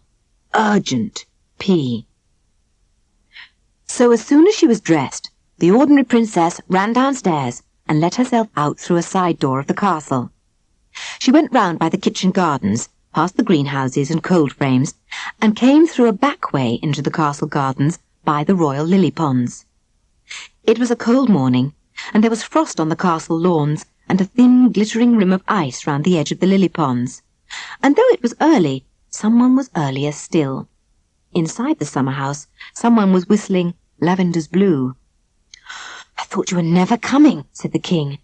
"It's a dreadfully cold morning, so I brought a warm cloak for you."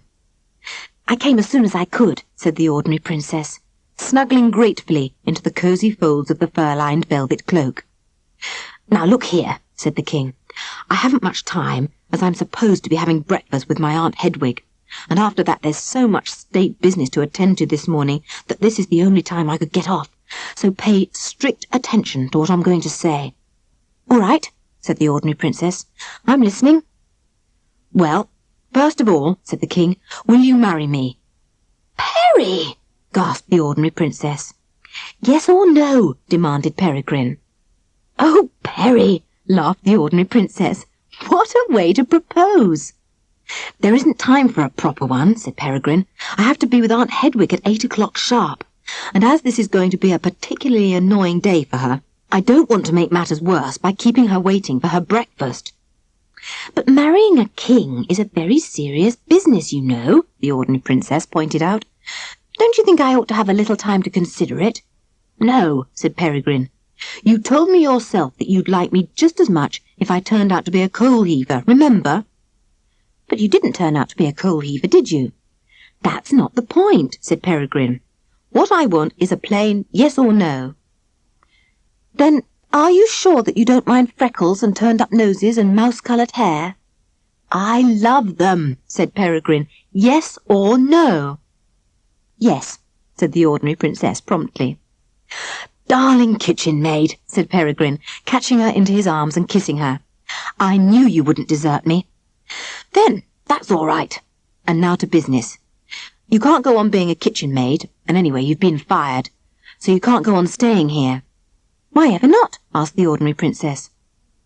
"Well, first of all, because I'm sending an embassy to ask your father for your hand, all properly, and it would be a bit awkward for everyone if he weren't there. Secondly, we can't go letting the populace find out that their future queen was once an assistant kitchen maid at the castle, because populaces are awful snobs, you know, and I don't think they'd ever recover from the shock." "I expect you're right," agreed the ordinary princess forlornly. "I shall have to go back." "I'll come for you as soon as I can," promised Peregrine. "But that won't be for months," said the ordinary princess, more forlornly than ever. "You know what ages they take arranging things and fussing over royal weddings." "I know," said Peregrine gloomily, "but I'll tell the embassy to hurry things up as much as possible. In the meantime, I think you'd better go off at once to Nurse Martha's, and I'll come there as early as ever I can tomorrow morning to take you home." We can ride through the forest, and no one will ever know." "All right," said the ordinary princess. "Oh, there's the 8:15 bell. You'll have to run. Goodbye, Perry, darling, and don't let your Aunt Hedwig bully you too much." She watched the king's long legs disappearing round the clipped yew hedges and sighed. "Oh, he is a dear," thought the ordinary princess. "And I suppose I'm glad he is a king and everything's going to end happily ever after. But I still think that sometimes I shall be just the littlest bit sorry that I wasn't a real kitchen maid and he wasn't a man of all work. It has been such fun," sighed the ordinary princess. And she wrapped the splendid cloak more closely around her and went back to the attic to fetch Mr. Pempathy and Peter Aurelius, before leaving the castle by the tradesman's entrance to go in search of Nurse Marta. Very early next morning, before the sun was up, Peregrine came to Nurse Marta's sister's niece's house to fetch the ordinary princess. Nurse Marta's sister's niece had lent her a clean dress and apron and a pair of buckled shoes, and she wrapped herself up in the fur-lined cloak that Peregrine had given her. "Goodbye," said the ordinary princess, kissing Nurse Marta. "Hurry up and come back soon, and don't ever breathe a word about all this, will you?" She tucked Mr. Pempathy into her apron pocket, and Peter Aurelius perched on her shoulder. "What's that?" asked Peregrine as he helped her into the saddle, and saw that she was carrying a bundle under one arm. "It's Clorinda's dress and my old cloak, and the cardboard box with my wages in it. I couldn't bear to part with them," said the ordinary princess. Mr. Pempathy scrambled out of her pocket and sat on the back of her saddle, and Nurse Marta waved her handkerchief to them from a window, and they rode off down the cobbled streets of amber to the forest, and away to Phantasmorania.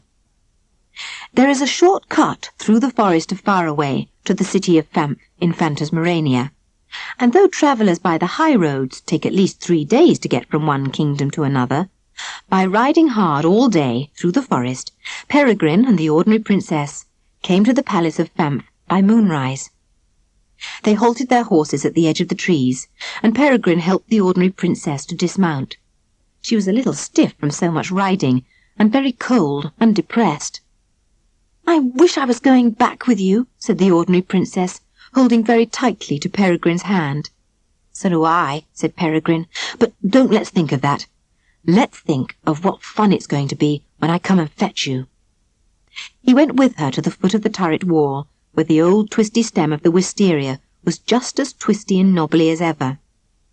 "You'll have to throw me my bundle when I'm up," said the ordinary princess. "Goodbye, my kitchen maid," said Peregrine. "Goodbye, my darling Amy. The months will simply fly past, and when the spring comes, I will fetch you away." "Goodbye, my man of all work," said the ordinary princess. "Oh, Perry, darling, you will take care of yourself, won't you? And don't let your Aunt Hedwig be horrid to you, and don't let them make you marry any tiresome Persephones instead of me, and promise you won't forget me, and I hope that spring comes quickly, and I do hope I remember how to climb this thing," said the ordinary princess all in one breath. Then she and Mr. Pempathy climbed up the wisteria to her turret room, and Peter Aurelius flew up after them. "Catch!" called Peregrine, and he threw up the bundle which was Clorinda's ragged dress, the old cloak, and the cardboard box with the pfennigs in it. "Spring will be here in no time," called Peregrine, and he blew her a kiss. Then he mounted his horse, and leading the one that the ordinary princess had ridden, turned away in the moonlight and set off into the forest. You can imagine the sensation there was next morning when the missing Princess Amy calmly walked down to breakfast as though she had never been away. Her royal mamma, the Queen, thought she was seeing a ghost and nearly fainted, and her royal papa, the King, said, "Bless my soul," so many times that it began to seem as though he would never stop. But when all the flurry and excitement had died down, they were so pleased to have her back again that they quite forgot to give her the scolding she deserved, in spite of the fact that she looked, if possible, more ordinary than ever. Certainly she was a good deal thinner, but then she was a little taller too, so that the brocaded gown she had put on did not fit her very well. "My dearest child," exclaimed the Queen, throwing up her hands in horror, "whatever have you been doing to yourself? I declare you have more freckles than ever, and you're as brown as a gypsy." "We must do something about it now," said the Queen, bustling off to see about ordering extra lemons and more lily lotion. "Bless my soul," said the king, for what must have been at least the 50th time.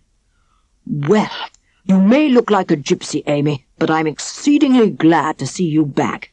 "Oh, darling Daddy," said the ordinary princess, kissing the top of his bald head. "I'm glad too, but no shutting me up in towers and hiring dragons, mind." "No, no, dear, not if you don't wish it." "Bless my soul," said the king. After all the excitement of that first day, everyone settled back comfortably into their old lives, and things went on just as before, so that the ordinary princess almost began to feel that she had never been away at all and must have dreamt it. Her mamma, the queen, tried as hard as ever to make her look more like a real princess, and the Council of State, who never seemed to learn by experience, tried as hard as ever to find suitors for her hand. The Lord High Chamberlain, an enterprising man, it was he who had suggested the dragon, even went so far as to put forward the name of the Crown Prince Clarence of Kleptomania as a possible husband for the princess. But that suggestion was turned down owing to the unfortunate failing of the kleptomanian royal family for absent-mindedly pocketing any little trifles that might be lying around. And, as the king said, the disgrace of having an unmarried princess in one's family was preferable to having a son-in-law for whose visits one had to lock away the gold plate and chain the spoons and forks to the table. "It is quite obvious to me," said the queen in a resigned voice, "that Amy will be an old maid. There has never been such a thing in our family before, but it seems we are to have one now." But the queen was wrong. For a week after the runaway princess had returned to her home, the queen came rushing into her turret room in a state of great excitement. In fact, she was so excited that it was some time before she could speak. "My child!" exclaimed the queen wildly, embracing her youngest daughter. "My Amy!"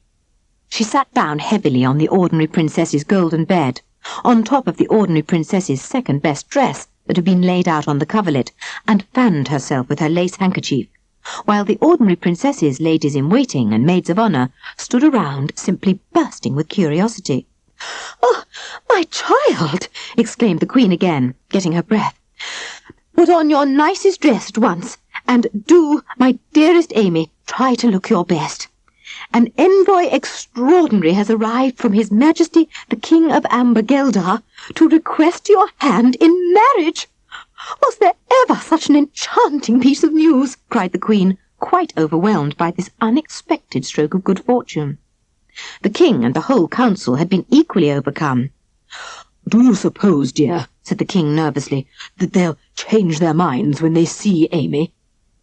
"Leave it to me, dear," said the queen, and she gave orders that all the lights in the staterooms should be lowered, and that only the very plainest ladies-in-waiting should be allowed to attend on the ordinary princess.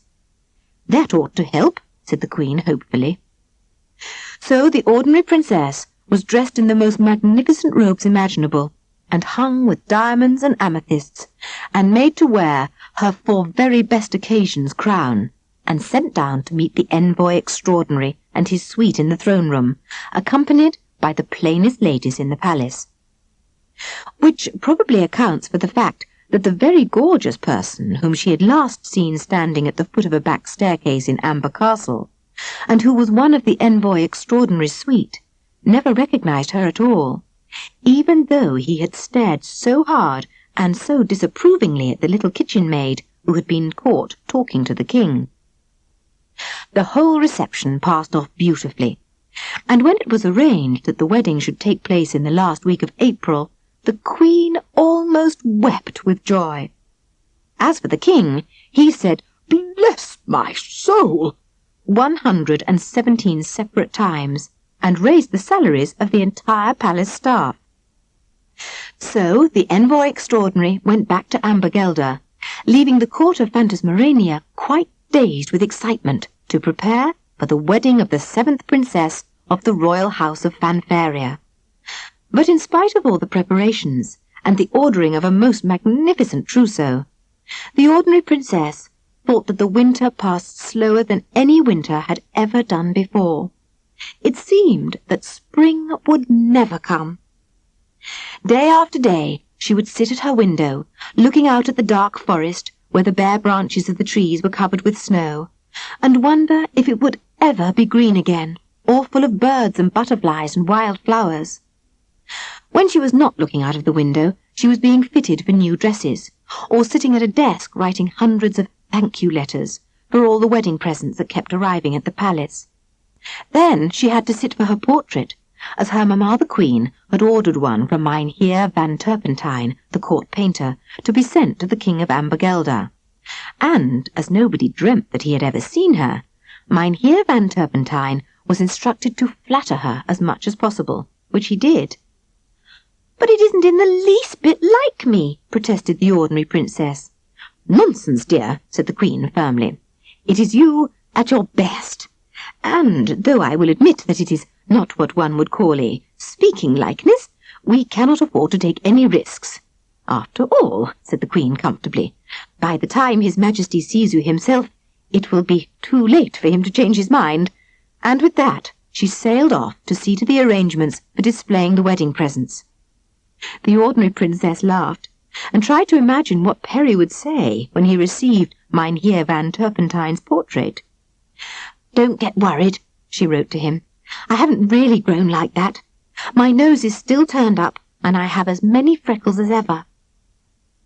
Peregrine wrote a very correct letter about the portrait of the Queen, but to the ordinary princess he wrote, "I have hung the painting in one of the staterooms that I hardly ever have to go into, and when I have to, I only think how glad I am that you are not a bit like it, and that your nose still turns up and has as many freckles as ever. Darling Amy, don't ever change." At last, the snow melted and the air became warmer. Birds began to sing in the forest afar away, and on the boughs of the trees tiny buds appeared, and presently the world grew green again. Early primroses spread gay golden carpets between the grey tree trunks, and it was spring once more. In the last week of April, King Algernon of Ambergelda, who was also Peregrine the man-of-all-work, came riding to the kingdom of Phantasmorania at the head of a glittering cavalcade of knights, barons, and fair ladies. And in the great throne-room of the palace of Famp, His Majesty King Hildebrand took his youngest daughter by the hand and led her forward to meet the King of Ambergelda. "My daughter, Amethyst," said King Hildebrand, a little flustered by the grandeur of the occasion. "Amy, this is Algernon." The ordinary princess tried hard not to giggle as she swept the most beautiful curtsy. She was wearing a magnificent gown with a 10-foot train, and really looked quite smothered in jewels. But the King of Ambergelda only saw that among the glittering diamonds and ropes of gleaming pearls, Her Serene and Royal Highness, Princess Amethyst, Alexandra, Augusta, Araminta, Adelaide, Aurelia, Anne of Phantasmorania, was wearing a little necklace made of acorn cups. His Majesty of Ambergelda replied to the princess's curtsy with the most courtly of bows. He was dressed every bit as magnificently as she was, and looked very kingly indeed. "Oh dear," thought the ordinary princess in a panic. "He doesn't seem a bit like my Perry." Then the heralds blew a fanfare on their silver trumpets, and King Algernon winked at the princess. "Oh, Perry," whispered the ordinary princess, under cover of the fanfare. "It is you after all." "Of course it's me," whispered Peregrine. "But do try and look as though we've only just been introduced this minute." "I'll try," giggled the ordinary princess, "but I really believe it's the hardest thing I've ever had to do." And so, next day, they were married in the great cathedral of Banff by 20 archbishops, and with the most magnificent of ceremonies. The ordinary princess wore a wedding dress with a train that was 17 yards long, and took 20 pages to carry it. Her 6 lovely sisters, with their husbands and children, all came to the wedding, and so did the old fairy Crustacea, who arrived in a chariot entirely made out of oyster shells and drawn by 100 golden frogs. Her clothes were wetter and more seaweedy than ever, but she was in a remarkably good temper, and stayed until quite late. "I haven't sent you a wedding present," she said as she kissed the bride, "because my presents are not the kind that can be tied up with paper and string. But bend your head, my dear," said the old fairy Crustacea. Then she tapped the ordinary princess, who was now the Queen of Ambergelda, on the forehead with her twisty coral stick. "You shall always keep the love of your husband and the respect and devotion of your subjects," said the old fairy Crustacea. "You shall have 4 gallant sons and 2 darling daughters, and you shall live happily all your days." "Now that," said Peregrine, "is something like a wedding present." So Peregrine and his queen drove away from the palace in a crystal coach, and everyone threw rice and rose petals and satin slippers, and waved their hands and their handkerchiefs, and cried good wishes. But nobody noticed that the new Queen of Ambergelda took with her a rather untidy brown paper parcel, or that perched among the carvings on the coachman's box sat a little red squirrel and a glossy black jackdaw. And of course everyone thought that the royal bride and bridegroom would spend their honeymoon in one of the bridegroom's many castles. No one guessed that they spent it instead in a little log hut called the Birches, on the far side of the forest of Faraway. For the little hut was still standing in spite of the winter storms and snow. The moss was greener than ever, and primroses, windflowers, and wild cherry brightened all the forest. The ordinary princess, who had once been an ordinary kitchen maid and was now Queen Amethyst of Ambergelda, wore Clorinda's ragged dress, which she had most carefully mended, and cooked the brown trout that Peregrine, who was always Peregrine, caught in the forest streams for their dinner. Mr. Pemberthy skipped among the branches, and Peter Aurelius cawed happily to himself from the roof of the Birches. "Lavender's blue," sang Peregrine, chopping firewood. "Rosemary's green. When I am king, you shall be queen." "And so I am," said the ordinary princess.